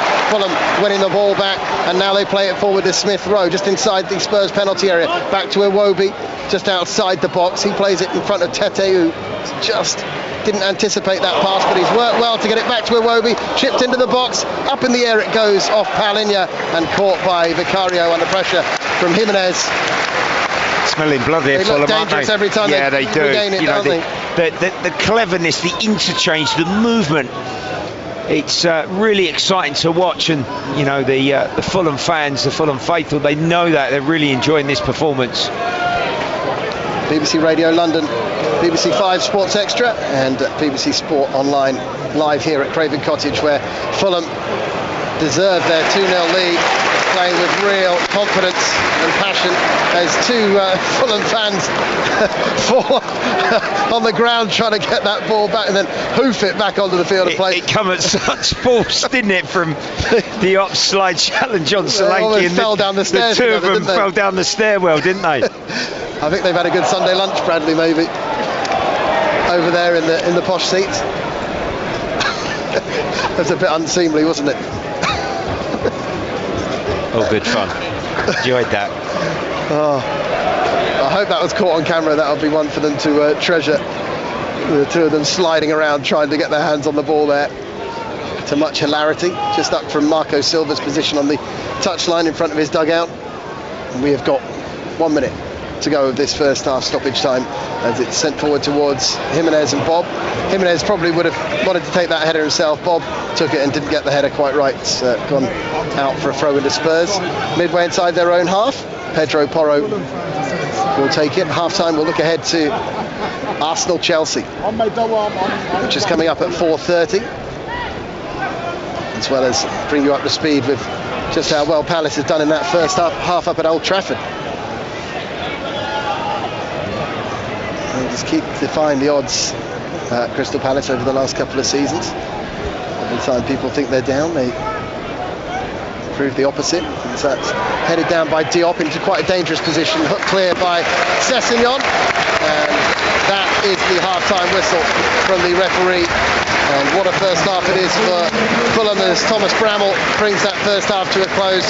Igor Tudor was shaking his head when the first goal went in, feeling there was a little shove in the back on his defender, Dragusin, but it was not given, and Harry Wilson lashed in his 10th goal of the season to give Fulham the lead. They've since added a second. Wilson with a wonderful set into the path of Alex Iwobi, who placed a beautiful finish in off the inside of the post. They could have had a third, to be fair, with Bassi putting one over, amongst numerous other chances Fulham in that first half. Tottenham have really got to produce something in this second period to turn this one around against the Fulham side, who are really in the mood at the moment. At the break here on the banks of the Thames in SW6, it's Fulham 2, Tottenham 0. Sports Live. BBC Radio London. So Bradley Allen, a quick word on what you've seen there in the first half before we head up to Old Trafford. It's kind of what a lot of people might have expected today, neutrals and people coming into the ground.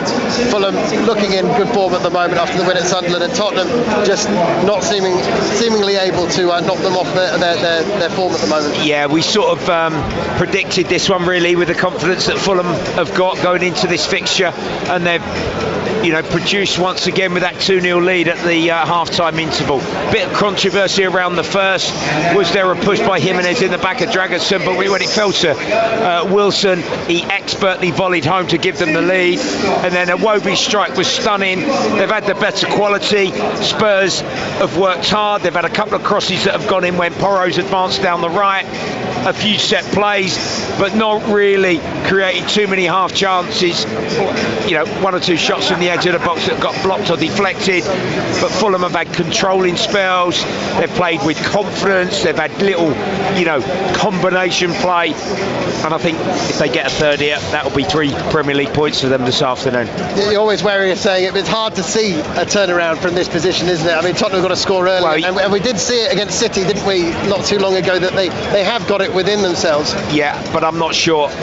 Marco Silva has done a brilliant job here, and that would be his message at half-time. Do not let this second half slip. Don't give Spurs that sort of glimmer of hope to get back into this game. But it needs a big team talk from Igor Tudor at half-time, certainly, to lift these Tottenham players. Thanks very much for the moment. Bradley Allen alongside me here on BBC Radio London and 5 Sports Extra, as Billy the Badger, the Fulham mascot, gets a rousing welcome as he emerges from the tunnel and heads round the ground at half-time. Let's go up to Old Trafford, where the Palace fans will be giving their team every backing, given what they're doing at the moment. Half-time in the game between Manchester United and Crystal Palace. Ross Heaton.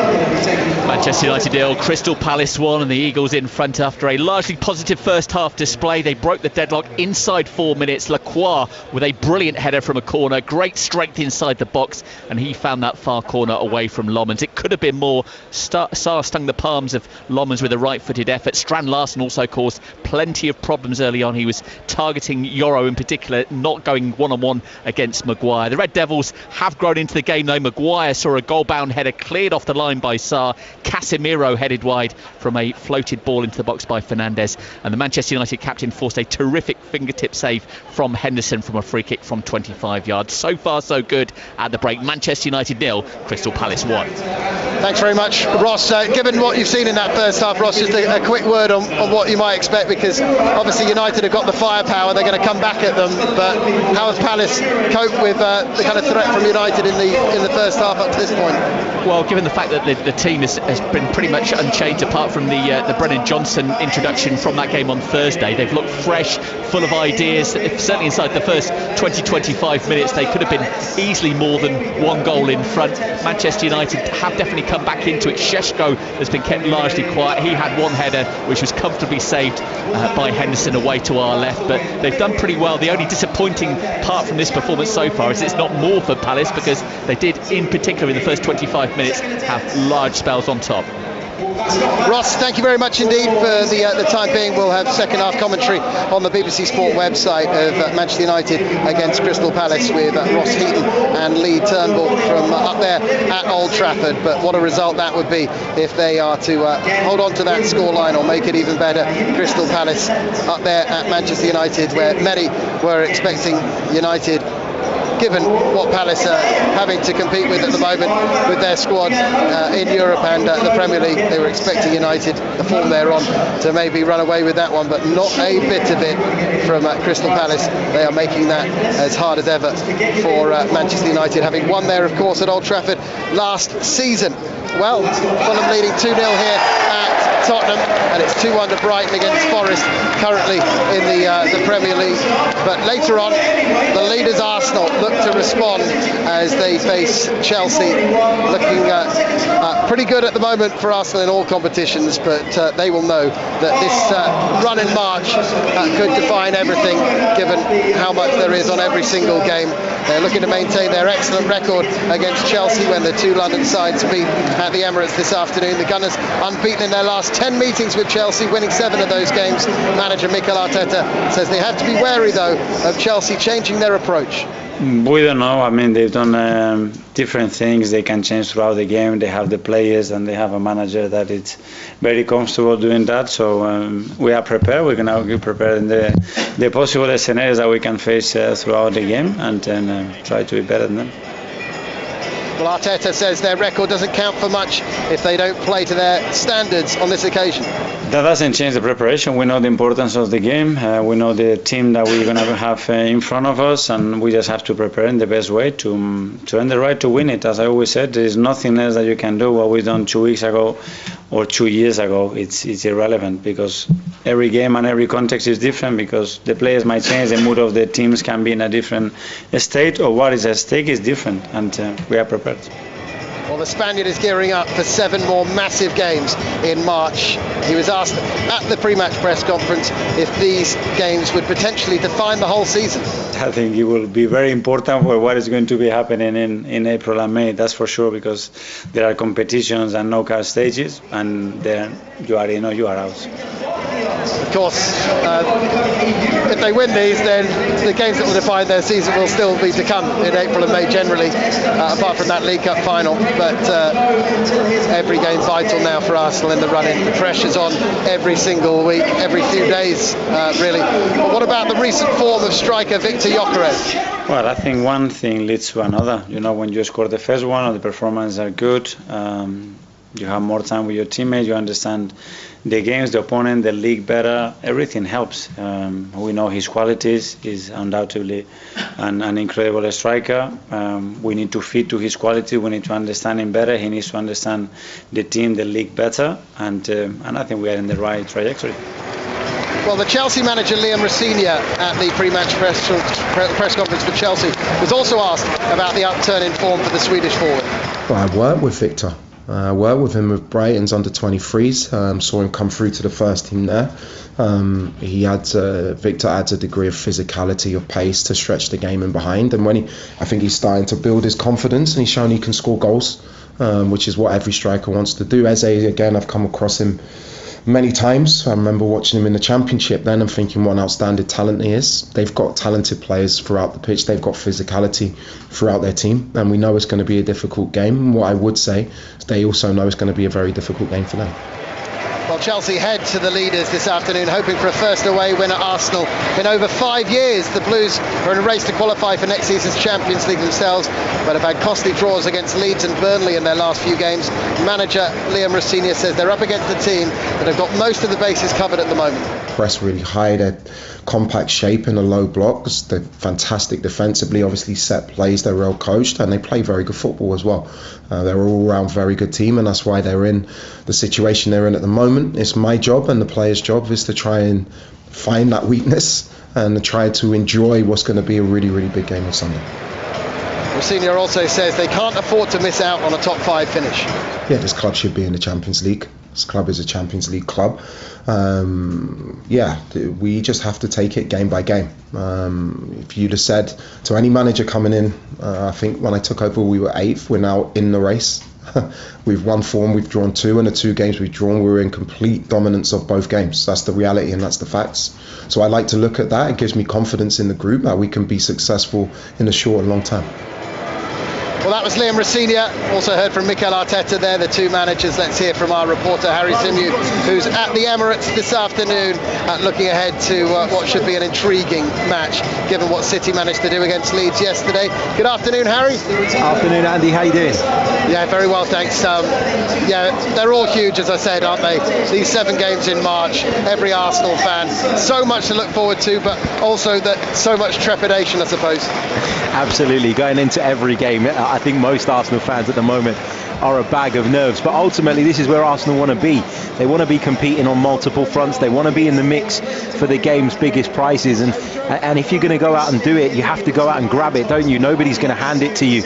And I think what we saw from Arsenal last weekend at the Tottenham Hotspur Stadium gave people a real boost of confidence, and I think it was needed after a couple of disappointing results and performances against Brentford and Wolves. Arsenal needed to do something big to kind of show people that no, they can get back to their best, they can play with a freedom. And I felt like at the Tottenham Hotspur Stadium you knew after sort of 5-6 minutes what kind of Arsenal performance you were going to get. You knew that they were up for it, you knew that they were on the front foot. I'd argue that Tottenham probably played into their hands a little bit, but I think you saw a confidence flowing through that team that maybe hasn't been there in recent weeks. So you hope that that's a little bit of a reset. You hope that that'll give Arsenal the belief and the confidence to come out here today against a good Chelsea side and do something very similar. I guess the big question is, how are Chelsea going to approach this game? Because they came here in the second leg of the Carabao Cup semi-final, a goal behind in the bigger picture of the tie, and they set up in a really defensive way. And I know Liam Rosenior got some credit for sort of being a little bit more streetwise maybe and saying we need to stay in this game first and foremost and then build on that. But it'll be interesting to see if they adopt a similar approach with the scores being level, or if they're a bit more on the front foot, given it's a league game and not a knockout tie. Because I do think with this Arsenal team, Andy, there's a certain style of football that when they come up against it, they do find it quite difficult. When you come out and play open, expansive football and you get on the front foot against Arsenal, they love that. It gives them an opportunity to exploit the spaces in behind, to stretch you. And I just wonder if Rosenior's going to come and play in a more conservative way from fear of that happening, and even more so probably after what happened at Spurs last weekend. You know, the League Cup semi-final, the second leg, Chelsea did make life difficult for Arsenal, didn't they? But obviously Arsenal had the advantage going into that second leg, so you can't quite look at it in the same way as both teams starting from 0-0, can you? No, you can't. It showed that he did have a way of playing that frustrated Arsenal. Yeah, absolutely. I just thought it was a bit surprising because they were a goal down.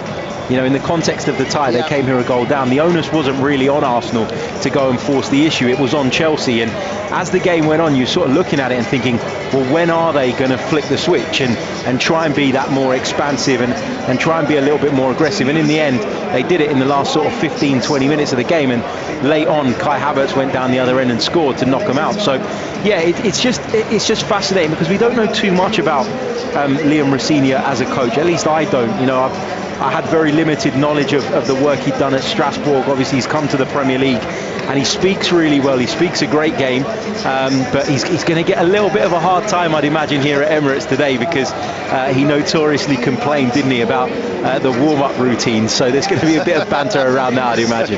Yeah, well said. I imagine they won't have forgotten that, no doubt. Yeah, no way. Harry, look forward to speaking to you later, getting the team news as well. Thanks very much indeed. Cheers. For the time being. We've got the second half coming up shortly here at Craven Cottage. Fulham leading Spurs by 2-0. It's 3 minutes past 3. BBC Radio London. The thing is, I love this city also because I feel very free here. Mix of freedom as well as homeliness. The sound of London. There is a big community and I'm lucky to be part of it because we all help each other, support each other. Why are you here in London? I'm here in London because I got a call to come out. It's very similar. You guys just have cooler accents than us. The sound of London. The perception of London is often considered sort of urban, built up and not particularly green, but nearly 50% of London is green and there's wildlife all around us. BBC Radio London. This documentary is like a love letter to London. Listen on your smart speaker and on BBC Sounds. Total Sport Live. BBC Radio London. Live here on Total Sport on BBC Radio London. Fulham against Tottenham. Palace up at Manchester United. And later on, Arsenal facing Chelsea. Big afternoon for our London clubs in the Premier League. And Fulham having a great go of it so far, leading by 2-0 here against Spurs, thanks to goals from Harry Wilson and Alex Iwobi. Palace 1-up at Old Trafford, would you believe, thanks to Maxence Lacroix. And it's 2-1 currently to Brighton against Forest on the south coast going into the second half. It's 2-2. It finished in the Old Firm derby between Rangers and Celtic, which helps Hearts more than anyone, you would think, in the race for the title in the SPL. And we're back off and underway here in our live commentary game on BBC Radio London, BBC 5 Sports Extra and BBC Sport Online here at Craven Cottage, with the referee immediately blowing his whistle after a flag from his assistant on the near side for a free kick to Spurs. And Thomas Bramall just making sure Spurs are taking that free kick from the correct position. Fulham all in white, Tottenham all in black, and this is how they line up for this afternoon's game here at Craven Cottage at the start of the second half. No changes from either side. Fulham with Bernd Leno captaining the team in the absence of the ill Joachim Andersen. The back four of Kenny Tete, Issa Diop, Calvin Bassey and Ryan Sessegnon, who plays against his former club. Sander Berger, Emil Smith-Rowe and Alex Iwobi are the midfield, with Oscar Bobb and Harry Wilson either side of Raul Jimenez up front. As Fulham bring the ball forward through Smith-Rowe, it could break for Jimenez, but Vicario pouncing on that ball. He's in goal for Spurs, obviously. A back four of Pedro Porro and Archie Gray, the fullbacks Radu Dragusin and Mickey van der Ven, the captain. Centre halves, João Paulinho, another player against his old club, is in the midfield alongside Conor Gallagher and Yves Bissouma, and then Xavi Simons is supporting Dominic Solanke and Randall Kolo Muani up front from a kind of number 10 position. I'll run you through the benches in just a moment, but Fulham starting the second half as they played for most of the first on the front foot. They have Benjamin Lecomte, the goalkeeping cover, on the bench, then Reid, Muniz, Kearney, Cuenca, Chukwueze, Castagna, King and Robinson. And for Spurs, two goalkeepers on the bench with all their injuries, Kinski and Austin, the goalkeepers. Danso, Richarlison, Tel, Sarr, Souza, Olasesi and Roswell are the other substitutes for Spurs. As Tete plays that ball forward, Iwobi wasn't expecting the pass that he sent, but it was an excellent one. If Jimenez or Iwobi had read it, they would have been right in on goal, but it's Tottenham who were able to play it out from the back, and it's Simons dribbling across the pitch.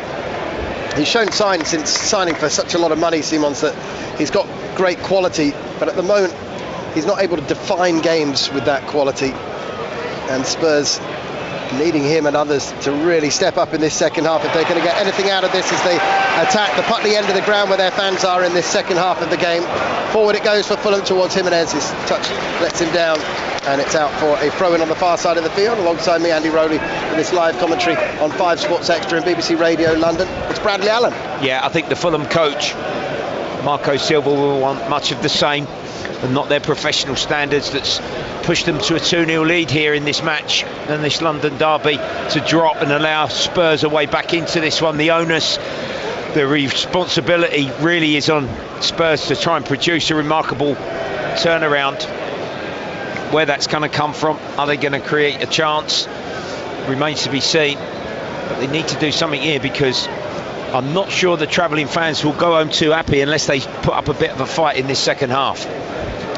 Well, we had this situation against Man City a few weeks back, like I said, in the first half, and Spurs did manage to muster a great comeback seemingly from nowhere, but it's not been a lightning start to the second half.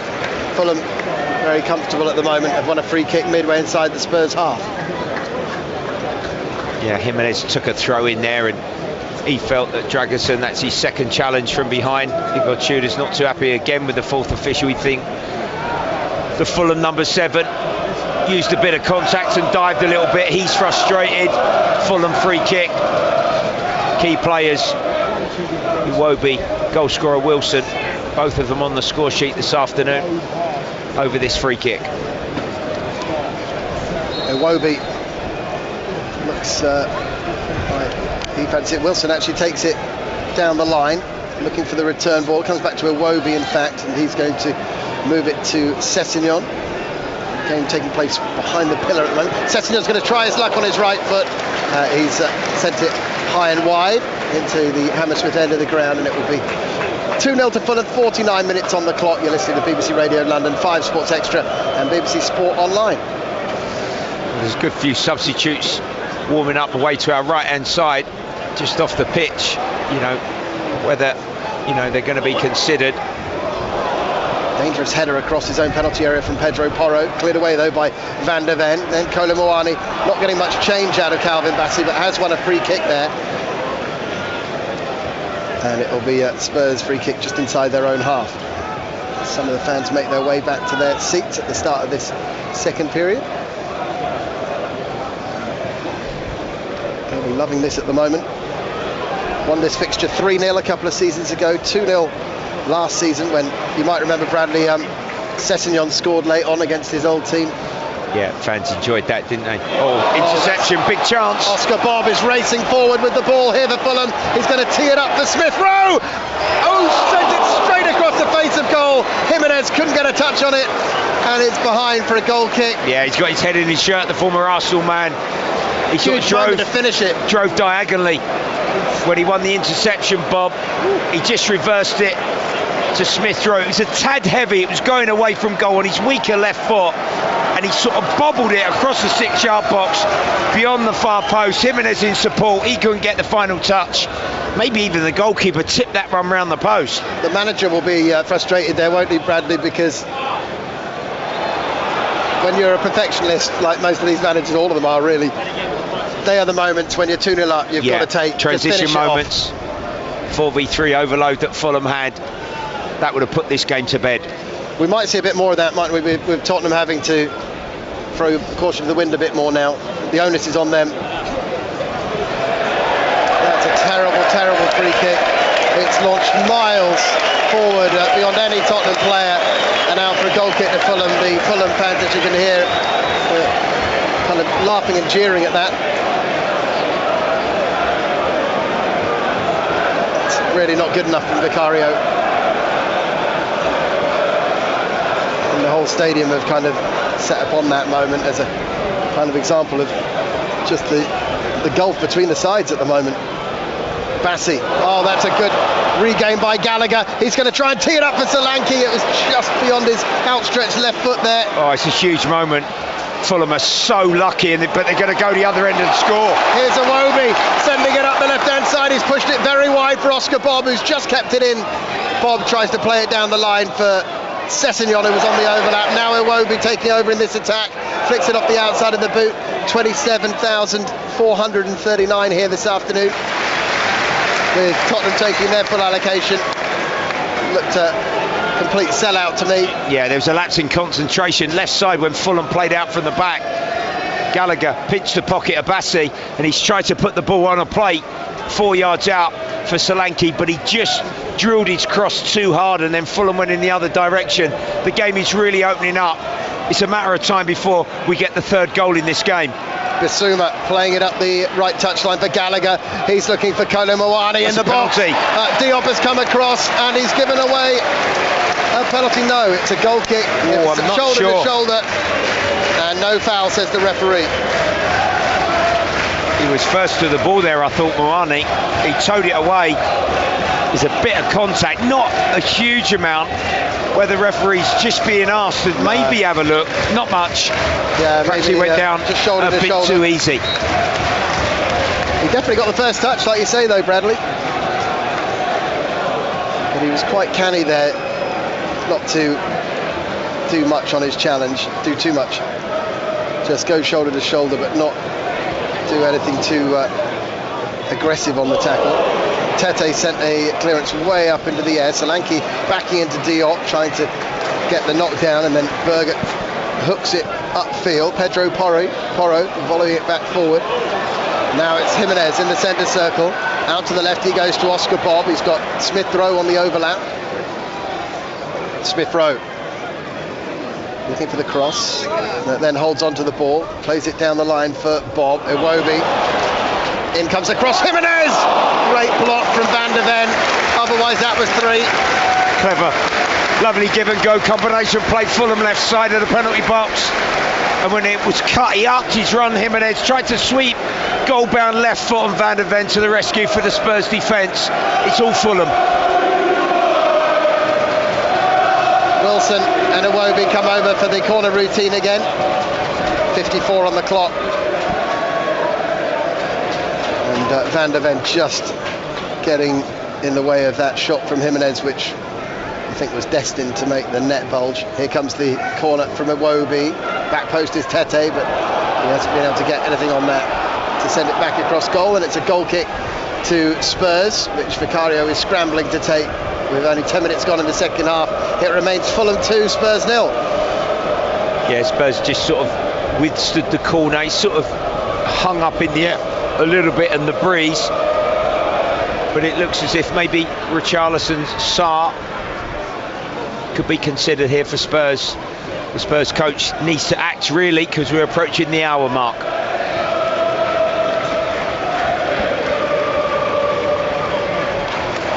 Ball is out for a throw-in on the far side of the field. Pedro Porro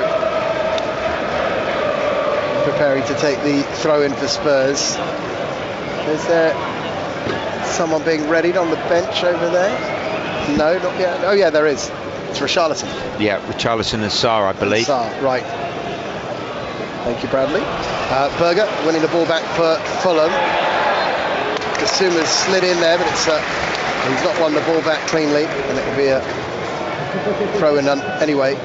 Free kick rather to Fulham, and it will be Bassi to take it. There's a lot of fans in the opposite stand who have yet to take their seats again for the second half, Bradley. Have you frequented the new stand yet, Andy? I've had one game where I sat quite close to the dugout where Marco Silva is, but I haven't been in higher echelons. Here goes Raul Jimenez, pulls it back for Wilson. Wilson left-footed shot blocked by Dragusin. Then he goes down. Palinja then slides in, and Spurs bring the ball away through Gallagher. Defended from Spurs. Jimenez span on that right-hand side. Spurs trying to break with Simmons here on their left. It's really open this second half, isn't it? Both these sides, one pretty desperate to get the next goal, another thinking they can really get a big scoreline here if they play their cards right.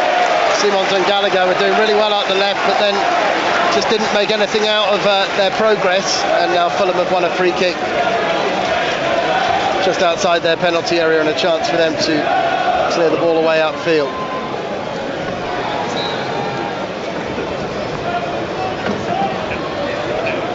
Well, it's looking tricky for Spurs at the moment. What are they going to try with their substitutions? Gallagher is going to make way for Pape Sarr. The former Chelsea midfielder doesn't get a great reaction from the Fulham fans. And Charlatan is also going to come on for Kolo Muani. Xavi Simons is the other player to come off.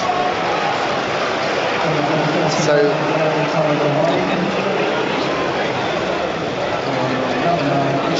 Richarlison, Tell are both on as Spurs look to try and make something happen. Sarr as well. So 3 changes with Simons and Gallagher and Kolo Muani all making way. Solanke, the only member of the attack, still out there for Spurs. So Igor Tudor really changing it up to try and find the winning formula, or a formula just to get them back in the game at the moment. Yeah, Tell and Richarlison as sort of support Solanke, like a 3-pronged attack really for Spurs. I think they'll play forward a bit more direct. Those players in those positions have got to take risks here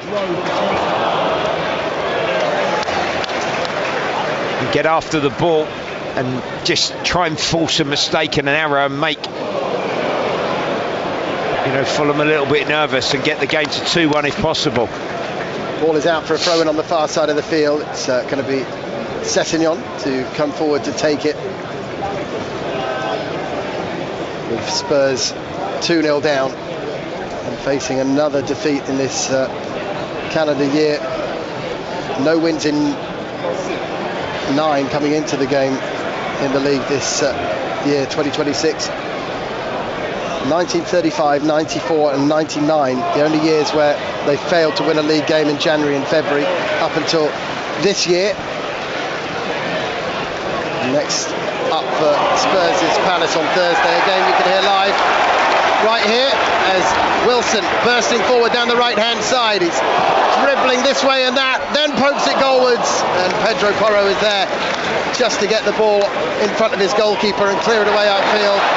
Richarlison claiming a foul there from Issa Diop. Yeah, poor challenge. Misjudged the flight of the ball, completely body checked. Richarlison on the halfway line.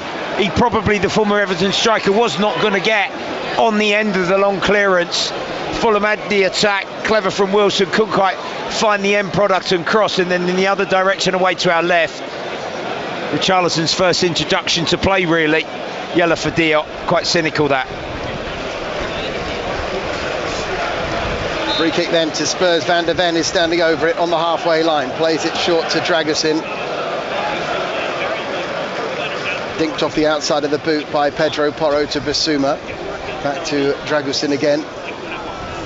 Now Van der Ven. Palhinha. Just inside his own half of the field. Still quite slow from Spurs when they need to show the urgency. Pape Sarr as well forward. It's headed down by Sessegnon. Berger's there first. Gets it to Iwobi. Iwobi now moving it out to the left-hand side. Bob back to Iwobi. Floating it forward to Smith Rowe, who's made a good run down the middle of the pitch, but couldn't quite bring the ball under control. Away from Spurs only as far as Oscar Bob. On the left-hand side, he's forced back into his own half.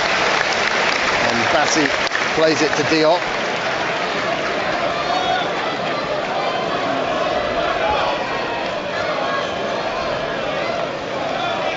Well, they're pressing here, Spurs. They've got to really go man for man, trying to, put these Fulham players under pressure. But Fulham, you just sense are playing the game really smartly, aren't they? Iwobi, here's Smith Rowe, surely great save from Vicario. Fulham just can't seem to get this third goal despite the chances. Oh, it's so frustrating, Marco Silva. Lovely football from the left, across the pitch. Just a straight run through the heart of the defence from Iwobi. Credit to Vicario. He threw himself out and he's made a brilliant last-ditch save there. Maybe Smith Rowe could have jinked round the on-rushing keeper, or just deftly lifted it over him. Good goalkeeping.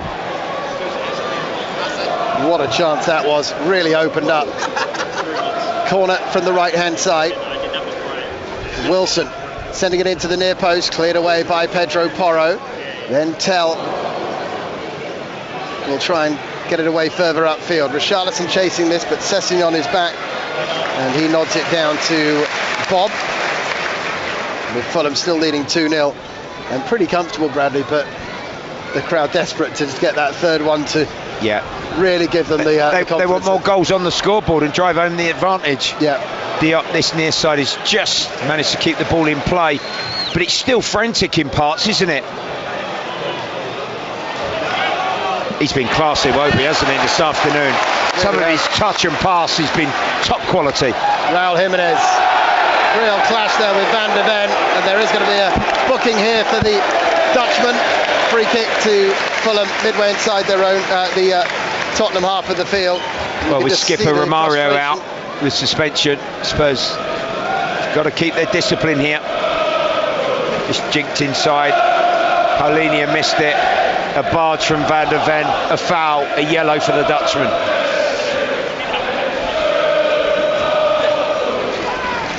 Let's go to Old Trafford, get the latest in a thriller for Crystal Palace up at Manchester United with Ross Heaton.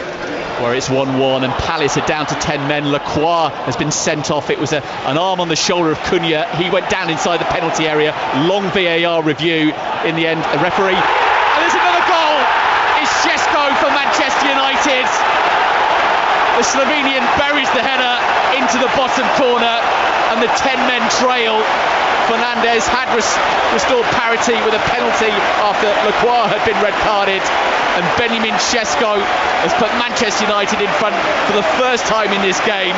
Manchester United 2, Crystal Palace 1. Well, that has completely turned on its head up there at Old Trafford, Bradley. It's going so well.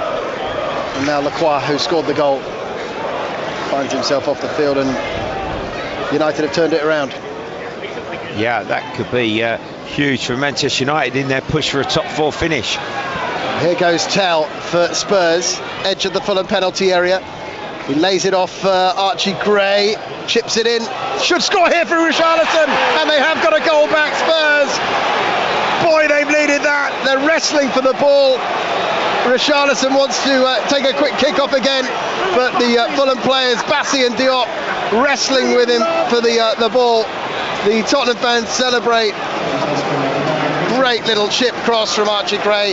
Richarlison walking onto it to put it in, and now a yellow card for Bassi for holding onto the ball there. And Tottenham potentially back in it after Fulham have had numerous opportunities to put this game to bed. Well, we don't know how crucial that goal could prove to be in Spurs' season. Archie Gray did ever so well. I thought he'd miscontrolled it. He got to the left byline and he stood a delicious cross up, sub Richarlison just beyond the far post, headed into the corner. 2-1, game on. Well. This happens so often. When you think a team's so on top, they don't take their chances. You never quite know. Igor Tudor gesticulating to his team to try and get some message across. We can go to the Emirates. Team news is in for the 4:30 kickoff. Arsenal against Chelsea. Harry Symeou. Arsenal are unchanged from the side that beat Spurs at the Tottenham Hotspur Stadium last weekend, and Kai Havertz returns to the bench in another boost for the Gunners. Chelsea have made 2 changes. Sarr and Hato come into the back line. Out go the suspended Fofana and Malo Gusto. Kick-off in just over an hour's time. And that one will be watched by many, and listened to by many across the next few hours, given the importance. Here goes Tell, breaking forward down the left-hand side. Good bit of skill from Tell, and the tackle comes in from Tete to put it behind. It's a Spurs corner. Yeah, Richarlison, Sarr, Solanke were ready for the cross. Maybe a touch too many on Spurs left from Tell, but it is a corner, and it's the Tottenham Hotspur fans that you can hear. Momentum building. Crucial part of this game now, midway through this second half. 2-1 Fulham lead. Tottenham have a corner, and they've sprung into life in front of the area of the ground where the away fans are. This corner taken to the back post, headed down by Dragusin, but glanced well wide, and it remains Fulham 2, Tottenham 1. Yeah, not enough on the delivery really, and he got under the ball. He's going away from goal with his headed effort there, Dragusin. Penny for the faults of the Fulham coach now. Does he make changes?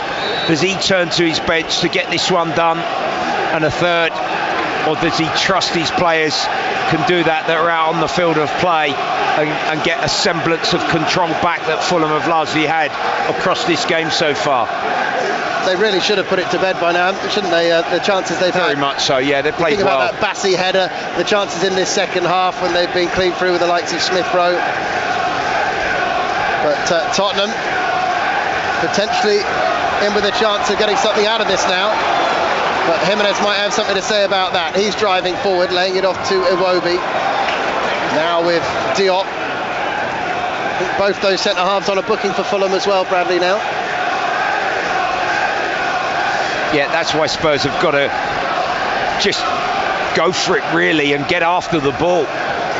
Because I think if Fulham choose to play a little bit longer, Jimenez is just sort of starting to tire. They'll get the ball back and they'll be able to then put it back into the area where the fresher Tell and Richarlison, like they've shown, can maybe have the influence on this game and the desired effect. Ball played forward towards Richarlison, touches it back to Pape Sarr. He's going to sweep it out to the right-hand side where he finds Pedro Porro. They're suddenly looking energised, Spurs, having been quite flat for most of the game. Van der Ven to Basuma. Now Tell driving towards the edge of the penalty area. Wilson and Iwobi getting back to try and stop his run. Diop clearance only as far as Tete, then up towards Raul Jimenez. Lovely layoff to Smith Rowe, and then Tete will switch the play out to the left to Sessegnon, helping it forward towards Bob. Back to Sessegnon again. He's trying to break through the middle, but Van der Ven was there and gets it back to his goalkeeper Vicario. Yeah, still in with a chance of getting something out of this. Absolutely. If they can just break the pressure, Fulham are definitely going to go through in on the Spurs goal. The Fulham fans recognise that. They're getting right behind their team here. This is a terrific London derby now.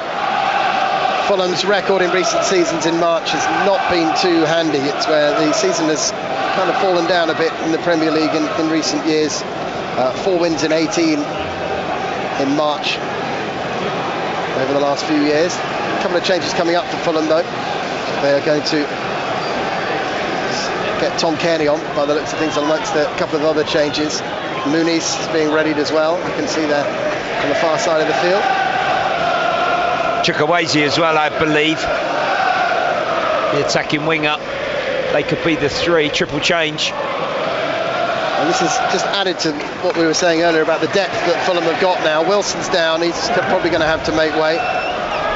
But they've got players who can really make a massive difference, haven't they, off the bench? It wasn't always the case in the first year. Yeah, you correctly highlighted that, Andy, at the top of the show in the game this afternoon at 2 o'clock. We're going to see some of them now. Wilson, I think, has got a soft tissue injury, possibly a bit of a tight hamstring, so he's ambling across to that far side. Well, he's definitely going to be replaced. Hopefully that's not too serious, the goal scorer. Both for country and club. So Wilson is going to be replaced by Chukwueze.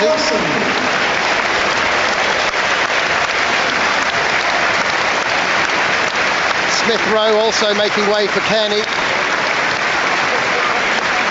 I thought Iwobi was being replaced then, but he's just gone over for a word with the manager and coaching staff. And Muniz will come on for Jimenez, I presume. No, Jimenez is still out there at the moment. I presume it will be Jimenez. Yeah, he's going across now. Coming off number 7, Raul Jimenez. Muniz has scored in this fixture the last 2 seasons, so he'll be looking to keep up that tally as he comes on, the Brazilian. Yeah, a hard-working performance, impressive again from Jimenez. Muniz first legs, Chukwueze first legs, and the experience of Cairney.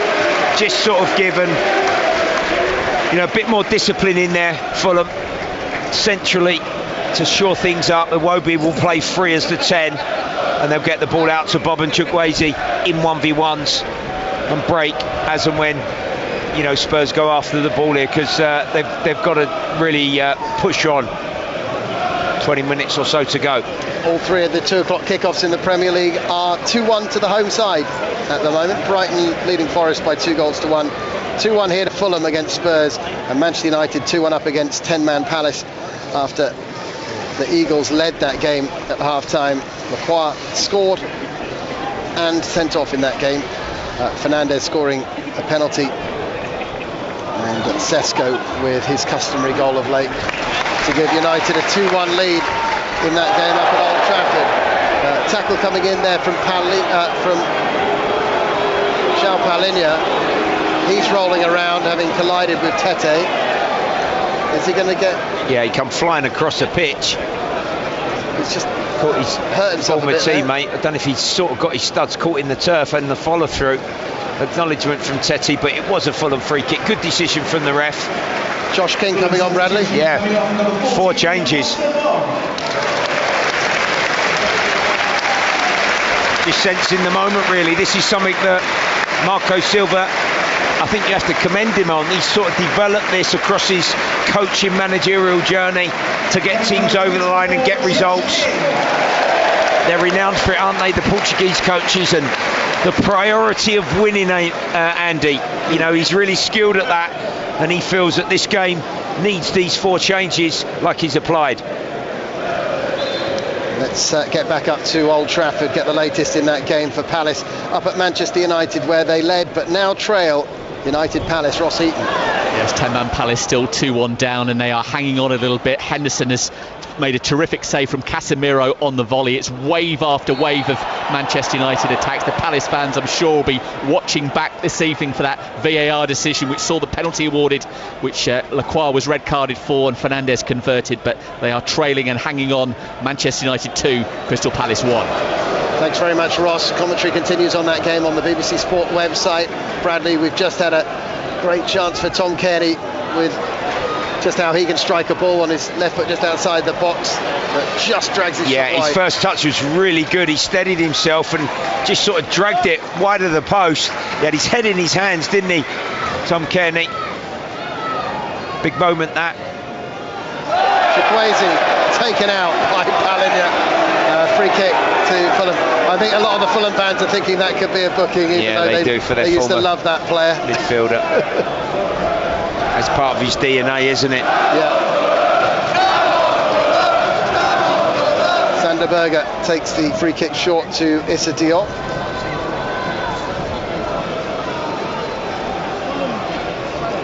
Well, Fulham have changed it up today. 12 of their last 14 Premier League goals before today have come in the second half of games, but today they got a lot of work done in the first half. Go 2-0 up, but they might just need another one to put this to bed, because Tottenham back into it after Richarlison's goal off the bench. It's 2-1. Well, there'll be a chance here, we're going into the last 10 minutes of normal time, and I think if Spurs can just keep the scoreline at 2-1, they still might be able to salvage something from this game. Pedro Porro with the free kick for Spurs. Near the centre circle. Plenty forward in the attack for Tottenham. Here it comes. Floated forward for Dragusin to head back across goal. Nodded away by Tete, and then hooked clear by Chukwueze straight to Josh King, who was the only player up there. King moving across the field, gets it back to Sessegnon, and now Kearney with a lovely turn to Sander Berge, striding forward through the middle. It's out to the right to Chukwueze. Chukwueze will take on Archie Gray here onto his left foot. Chukwueze still going. There's a foot in, comes all the way to Iwobi, who's put it well over the bar, and it's another in this catalogue of chances. Big chance. Great move. Lovely football again from Fulham, and Chukwueze maybe had a touch too many. He eventually offloaded it. Maybe it just bobbled up, but it found Iwobi on that left-hand side. He tried to sweep it with his right foot, but he's put it high and over the crossbar. Ball sent upfield by Spurs. Bassi goes up for it with Richarlison, who battles to get it to Solanke, and Solanke getting away here. He's got Richarlison in the middle if he can find him. It's come off Sanderberger. It's going to be a corner to Tottenham. He did well, Solanke. Real nuisance value. He was being wrestled by Diop, who's on a yellow, and he was last man. I think if he'd have gone down, he would have put the referee in a bit of a pickle, really, with the decision. But Spurs are pushing here. Can they find that chance to get the fourth goal of the game? You would have struggled to see this coming at half time. Yeah, quite remarkable, really. Or even in the first 10 minutes of the second half. But Spurs starting to make this a nervy finish for the home fans who've watched their team play so well and been in control for most of the game. Here comes the corner, headed away by Diop, the tallest man in that penalty area. And it's out for a throw into Spurs on the far side of the field in front of the Riverside stand. You're listening to BBC Radio London, BBC 5 Sports Extra and BBC Sport Online, live here at Craven Cottage. Long throw, keep the momentum. Tottenham Hotspur, Dragerson from the right. In it comes. Loopy throw in. Diop gets to head that away again.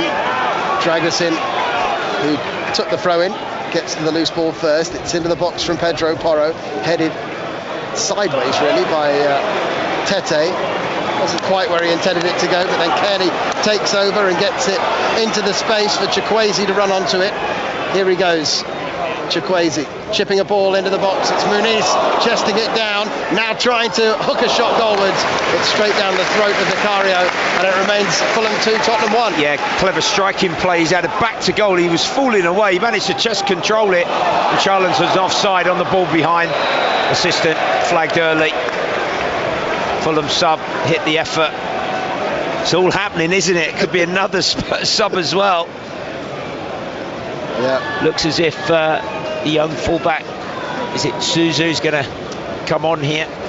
Bradley, I'm not sure that it's helping Spurs to break it up with the substitutions. They're playing a bit better now. Yes. I think Fulham, I can understand why they're making more changes and breaking up the play a bit, but I think Tottenham should try and keep the pedal to the floor. Archie Gray is the player who switched sides. Sousa's come on in that left back position, and they've taken off Bissouma in the midfield, Bradley. So Gray's playing ahead of Pedro Porro on that right hand side now. He's soon going to have played every position, isn't he, Archie Gray? Barry goalkeeper. He must be close now. Yeah. Yeah, he hasn't quite done a Steve Brown and gone in nets yet, has he? Not just yet. Like the great Bobby Moore did once upon a time as well, of course, in the semi-final. Pedro Porro hasn't quite got that ball fully clear. Pape Sarr comes back to help him out. It's back to Vicario. Josh King closing him down. It's forward by the Italian down the right-hand side for Spurs. Kearney almost gets tackled there by his old teammate Palinha. Bassi to Kearney. Berger to Diop. Tete forward to Kearney. This is nice football from Fulham. Chukwueze hugging the right touchline. Socks around his ankles. Tries to play a ball forward for Muniz to run onto on a diagonal, but doesn't quite come off. Tell bringing the ball forward. He's looked energised since coming off the bench. Breathing a bit of life into Tottenham. There was a 50-50 there, left Tete down, but he's back to his feet now. Sessegnon to King. Now out to Iwobi on the left-hand side. A swivel of the hips from him as he gets the pass away. Now gets it to Sessegnon. Lovely turn from Sessegnon. That looked like it came off. Yeah, he's claiming a corner. He thought he'd come off of Dragerson now. So the ball was played into his feet and he tried to swivel beyond the defender, but not given. To be fair, at least for 15 minutes in the introduction of subs, the intent and drive really of Palinha from midfield, Spurs have shown improvement, and that gives their fans a semblance of encouragement for the coming weeks. But it is going to be a late show, isn't it, really, if they are going to get something against the runner. Play a little bit still from this one, having been 2-0 down. Bradley Allen, the voice you can hear alongside me, the former Premier League striker, with me, Andy Rowley, here at Craven Cottage, where Fulham lead by 2-1. It really should have been more, but Tottenham have got back into it thanks to a second-half goal from Richarlison. Fulham with a host of chances, 2 of which were taken by Harry Wilson and Alex Iwobi, but they didn't put the game to bed, and Tottenham have given themselves a chance in this one. Premier League games throughout the midweek as well this week, so Brentford, informed Brentford, with that away win in the end at Burnley, down at Bournemouth on Tuesday night, a game you can hear live with BBC Radio London, and Wednesday night we'll be back here at the Cottage for Fulham against West Ham, and Thursday Tottenham against Palace. All those games coming up live on the home of London football, BBC Radio London, as Richarlison tries to get the cross in. That's come off Sander Berger, and that's gone out for a throw in next to the corner flag. Jurgensen again. The Spurs number 3 jogging across in front of the Tottenham Hotspur fans. Set plays have been one of the few better things really for Spurs, haven't they, across this difficult, troublesome Premier League campaign. Is this going to be the way back to get this to 2-2? Here comes the throw, headed away by Sessegnon. King on the swivel, gets it upfield looking for Sessegnon. Sessegnon tackled by Pedro Porro, and it's out for a throw-in on the far side of the field. Fulham looking for back-to-back wins after becoming only the second team to win at the Stadium of Light after Liverpool when they went up there last weekend. Now trying to win this home game against Tottenham for the 3rd season in a row. Sessegnon switching the play out to Tete. He's got Chukwueze ahead of him. The Fulham fans want them to go for the jugular here, Fulham, but they're a little bit reluctant to do so. They're still just looking to try and play in the right areas of the pitch, not give Tottenham the chance to break quickly. Here's Iwobi. Sessegnon breaking forward just beyond him. Iwobi trying to get the ball into the box, comes off Pedro Porro, back to the scorer of the goal that separates the teams. Iwobi finds Chukwueze, lovely turn from Chukwueze, working it through to Muniz. His touch takes him away from goal, and then Pedro Porro, his clearance comes off the back of a Fulham player, headed forward by Palhinha. Kearney is there again, and Fulham just keeping Tottenham boxed in at the moment with 5 minutes to go of the 90. Yeah, lovely little turn, wasn't it, from sub Chukwueze. Got away from his man. The ball didn't quite break off the set, but Fulham maybe on the switch of play could be on. Well, here goes Sessegnon, well forward for Fulham, cross straight across the face of goal again, and Muniz couldn't get the touch on it. It's run for Chukwueze. Chukwueze into the penalty area, left-footed shot. It goes off a deflection and then cleared by Archie Gray. Diop is there to head the ball down to Kearney.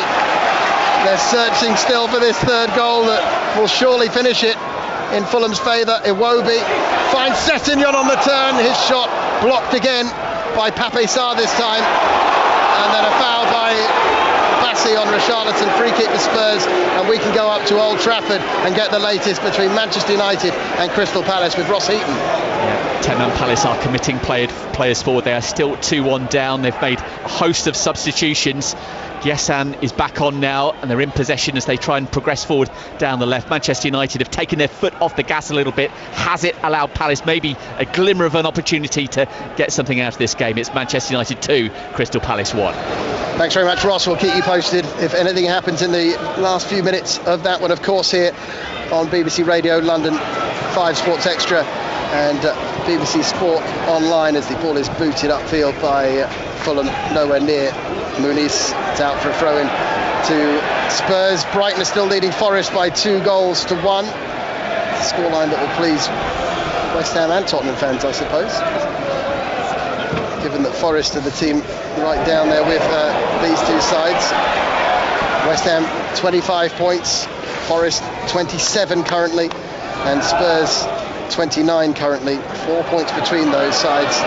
Brighton moving up with 37 points, which would be 12 points clear of the relegation zone if they hold on to that win on the south coast. Bassi striding forward, tackled hard by Palinha. It's out for a throw in to Fulham on their left-hand side. The body language of Marco Silva is just fascinating to watch. He's kicking every ball. In moments he wants his side to breeze forward, don't he, and go and get a third, and then he just wants calmness and they talk about the Tunnel Club. Honestly, if you're on that side of the pitch, a ticket just to watch Marco Silva, manager cam, it's worth it. He's unbelievable, the amount of energy he expends during a match. I was over there for the Ipswich game here last season, and he was absolutely blowing his top. Chance for Spurs. Here they go down the left-hand side with Tell. He's got Sousa on the overlap. Sousa breaking into the penalty area. Can he pick a pass out? He's pulled it back. Sarr's arriving. He's put it into the side netting. Oh, it wasn't the best of crosses. Sousa did well. He just run beyond Tell. He was fed into the box. He's tried to cut back. He scuffed it a bit. Sarr come from nowhere. Had a touch. Angle against him. We were behind it, but into the side netting. Big moment. Another Fulham change. That's the 5th. Yeah. Wow. Arsenal-Chelsea to come at 4:30 this afternoon in this weekend where there's been so many goals across the Premier League. We'll have reaction to all of today's games for you in the breakfast show tomorrow with Aaron Paul on BBC Radio London. A fan on the pitch. Come onto the pitch. He's been ejected. That was all rather tame, wasn't it? Is he trying to take a goal kick? Yeah. Ran on to try and beat the ball. At least like to have seen a change of pace, Andy, wouldn't we? Well, there wasn't one there. No, not at all. Very one-paced. That fan, he didn't even give the officials a run around there. That was easy prey for them as Muniz tries to break down the middle of the field. Dragusin heads it away for Spurs, who are still in this despite the fact that Fulham appeared so dominant so much of the contest. 1 minute to go with the 90 plus added time. Iwobi is going to make way here late in the piece. And, it's Cuenca coming on, I think. Yeah, Jorge Cuenca, the centre-back, is coming on. He, for me, has been man of the match this afternoon, Iwobi. The heartbeat of Fulham performance. He's playing his best football of his career, in my opinion. A wonderful goal. The second, an important one, towards the end of the first half. Powerful right foot shot with his instep. Dragusin as well, he's coming off here. He's one of those players, Iwobi, who looks like he's got more time than the others when he's playing at his very best, and that's the way it is at the moment. No, he's looked really elegant. Danso returning from injury, replacing Dragusin here with 90 minutes on the clock. Six injury minutes. Minutes to be added. Is that going to be some time here for Spurs to get something? Still 2-1 in all of the 2 o'clock kickoffs in the Premier League. Palace down to 10, but committing men forward up at Old Trafford. We'll let you know if anything happens in that one. 2-1 here to Fulham against Spurs, who are still yet to win in 2026, but would dearly love a point here at the Cottage. And Brighton leading Nottingham Forest by 2-1, who Forest remain very much in the conversation at the bottom of the table in the relegation battle. First minute of added time at the end of this second half. 2-1 Fulham lead. Cuenca, the substitute, heading the ball down to Berger, who launches it forward up towards King. Back goes Danso to deal with him. Gets the ball up the right touchline. Pedro Porro has been caught there by Kearney and flings himself to the ground. They haven't got time for these histrionics, really. Yeah, he's given a yellow as well, the referee, much to the annoyance of the Fulham crowd in all sections of the stadium. They need Pedro Porro to get back up if he can quickly, because they need to get on with it, don't they, Tottenham? Bradley, these minutes are going to go very quickly. Yeah, they've got to get the ball forward. They've gone a bit direct with the strikers on the field of play. That's why Marco Silva has responded and put Cuenca at the heart of the defence and almost into a back five. 8 minutes added at Old Trafford as well, so that one isn't done yet. Second minute of stoppage time here. Fulham leading Tottenham 2-1.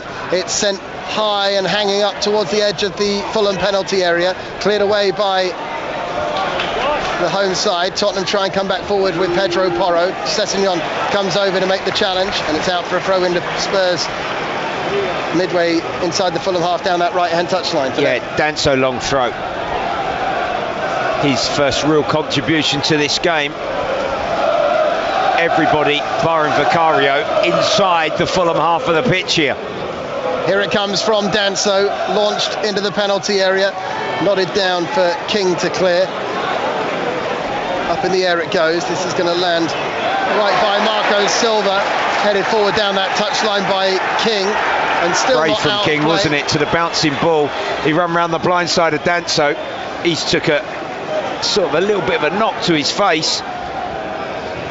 Sent forward again for Tottenham. It's come off Richarlison's back, but he's managed to get onto the loose ball. Here comes the cross from the former Everton man. It's Sousa taking over. His cross comes off Issa Diop, then cleared away. It's going to be a corner. It crossed the line before it was cleared away. Corner to Spurs. Yeah, it's all too frantic. Not too much control here from Fulham. And Spurs, 93 minutes on the clock. Tell to take this corner. Tell to send it in. Solanke up there. Centre halves up there. Everyone up there really, apart from the keeper. No one staying up for Fulham. They're all back to help out with this corner. In it comes. Keeper gets a punch on it. Leno, and Palinha tries to get to the loose ball first. He's up against Bassi. Real wrestling match between the two of them. And then Palinha almost rugby tackles Bassi as he was stretching. Bit of a dive from Bassi, but what goalkeeping under enormous pressure. But Leno there managing to get a punch on it. Van der Ven's not happy with that challenge and what Bassi did. But the Fulham fans are cheering their team over the line here with a couple of minutes remaining. Van der Ven's got to leave that as well, because they haven't got time to argue the decisions. They've got to get back in position and put the onus on Fulham to restart the game. There's only 2 minutes of added time to go. Now Pedro Porro's gone in the book for saying too much, I presume.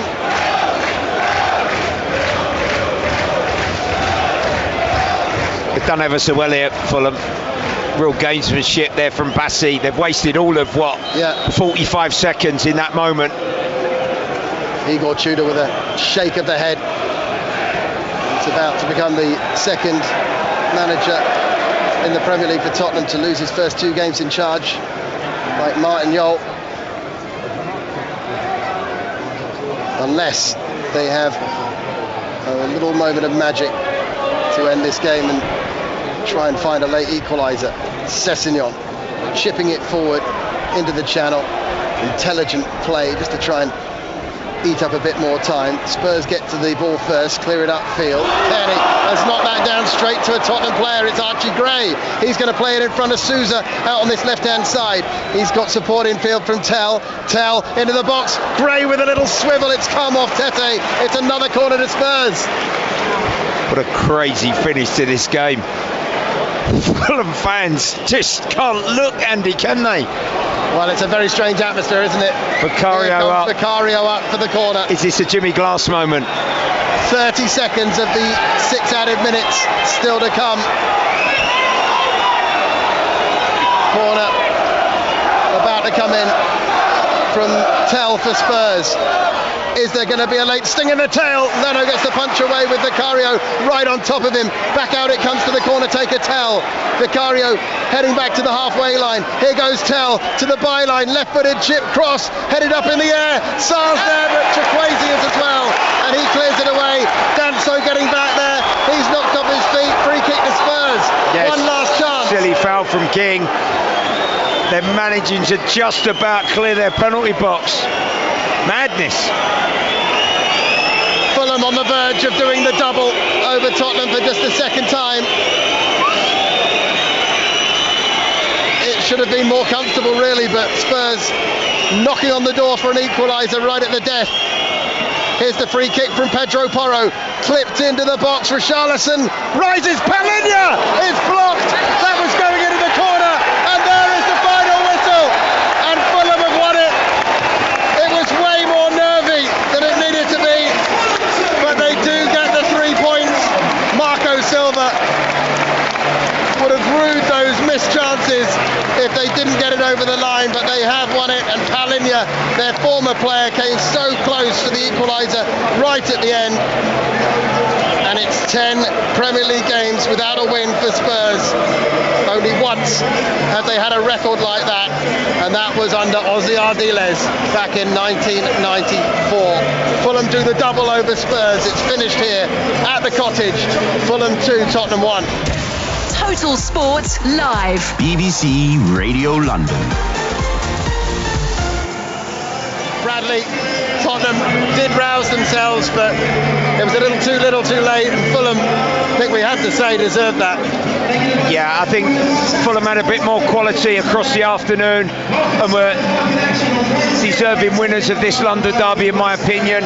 Spurs huffed and puffed, they made changes, they went a bit more direct with Richarlison, Tell alongside Solanke. Fulham had a little bit of last-ditch defending to do into the 6 injury time minutes, and he got all a little bit nervous, but they've come through. Marco Silva and his staff celebrated it, as have the Fulham fans. Another big win for them and a push towards maybe a top 6-7 position come the end of the season, but Spurs really worrying. Another defeat, all too many, and now Thursday evening against Crystal Palace. What an enormous London derby that's going to be at the Tottenham Hotspur Stadium. Let's go to Old Trafford. It's all over between Manchester United and Crystal Palace. Ross Heaton. Manchester United 2, Palace 1. VAR controversy again in the Premier League. The Eagles made the perfect start inside 4 minutes. Lacroix finding the far corner with a brilliant header from a floated corner. Lacroix was then red carded in the second half. Arm on the shoulder of Cunha. Penalty awarded. Lacroix red carded, and Fernandez sticking away the spot kick. And then they trailed when Šeško headed in to the bottom corner to give the points for Michael Carrick, who extends his unbeaten interim spell in charge at Old Trafford. It's finished Manchester United 2, Crystal Palace 1. Man United up to third with that victory. Arsenal half an hour away from kick-off against Chelsea as they look to build the gap at the top to Man City. Harry Symeou. Arsenal taking on Chelsea here with the opportunity to extend their lead at the top again to 5 points. Can they do it? Chelsea come here looking to put their terrible record against Arsenal right. It's Arsenal versus Chelsea, and kick-off is at 4:30. Thanks very much, Harry. Thanks to everyone for listening this afternoon. Thanks to our team back in the studio as well. It was not a good day for Tottenham once again. It's still no win in the league in 2026, but for Fulham, their climb continues. Good afternoon from here at the Cottage.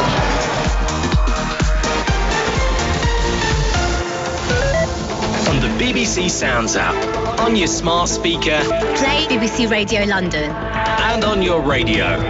The sound of London. BBC Radio London.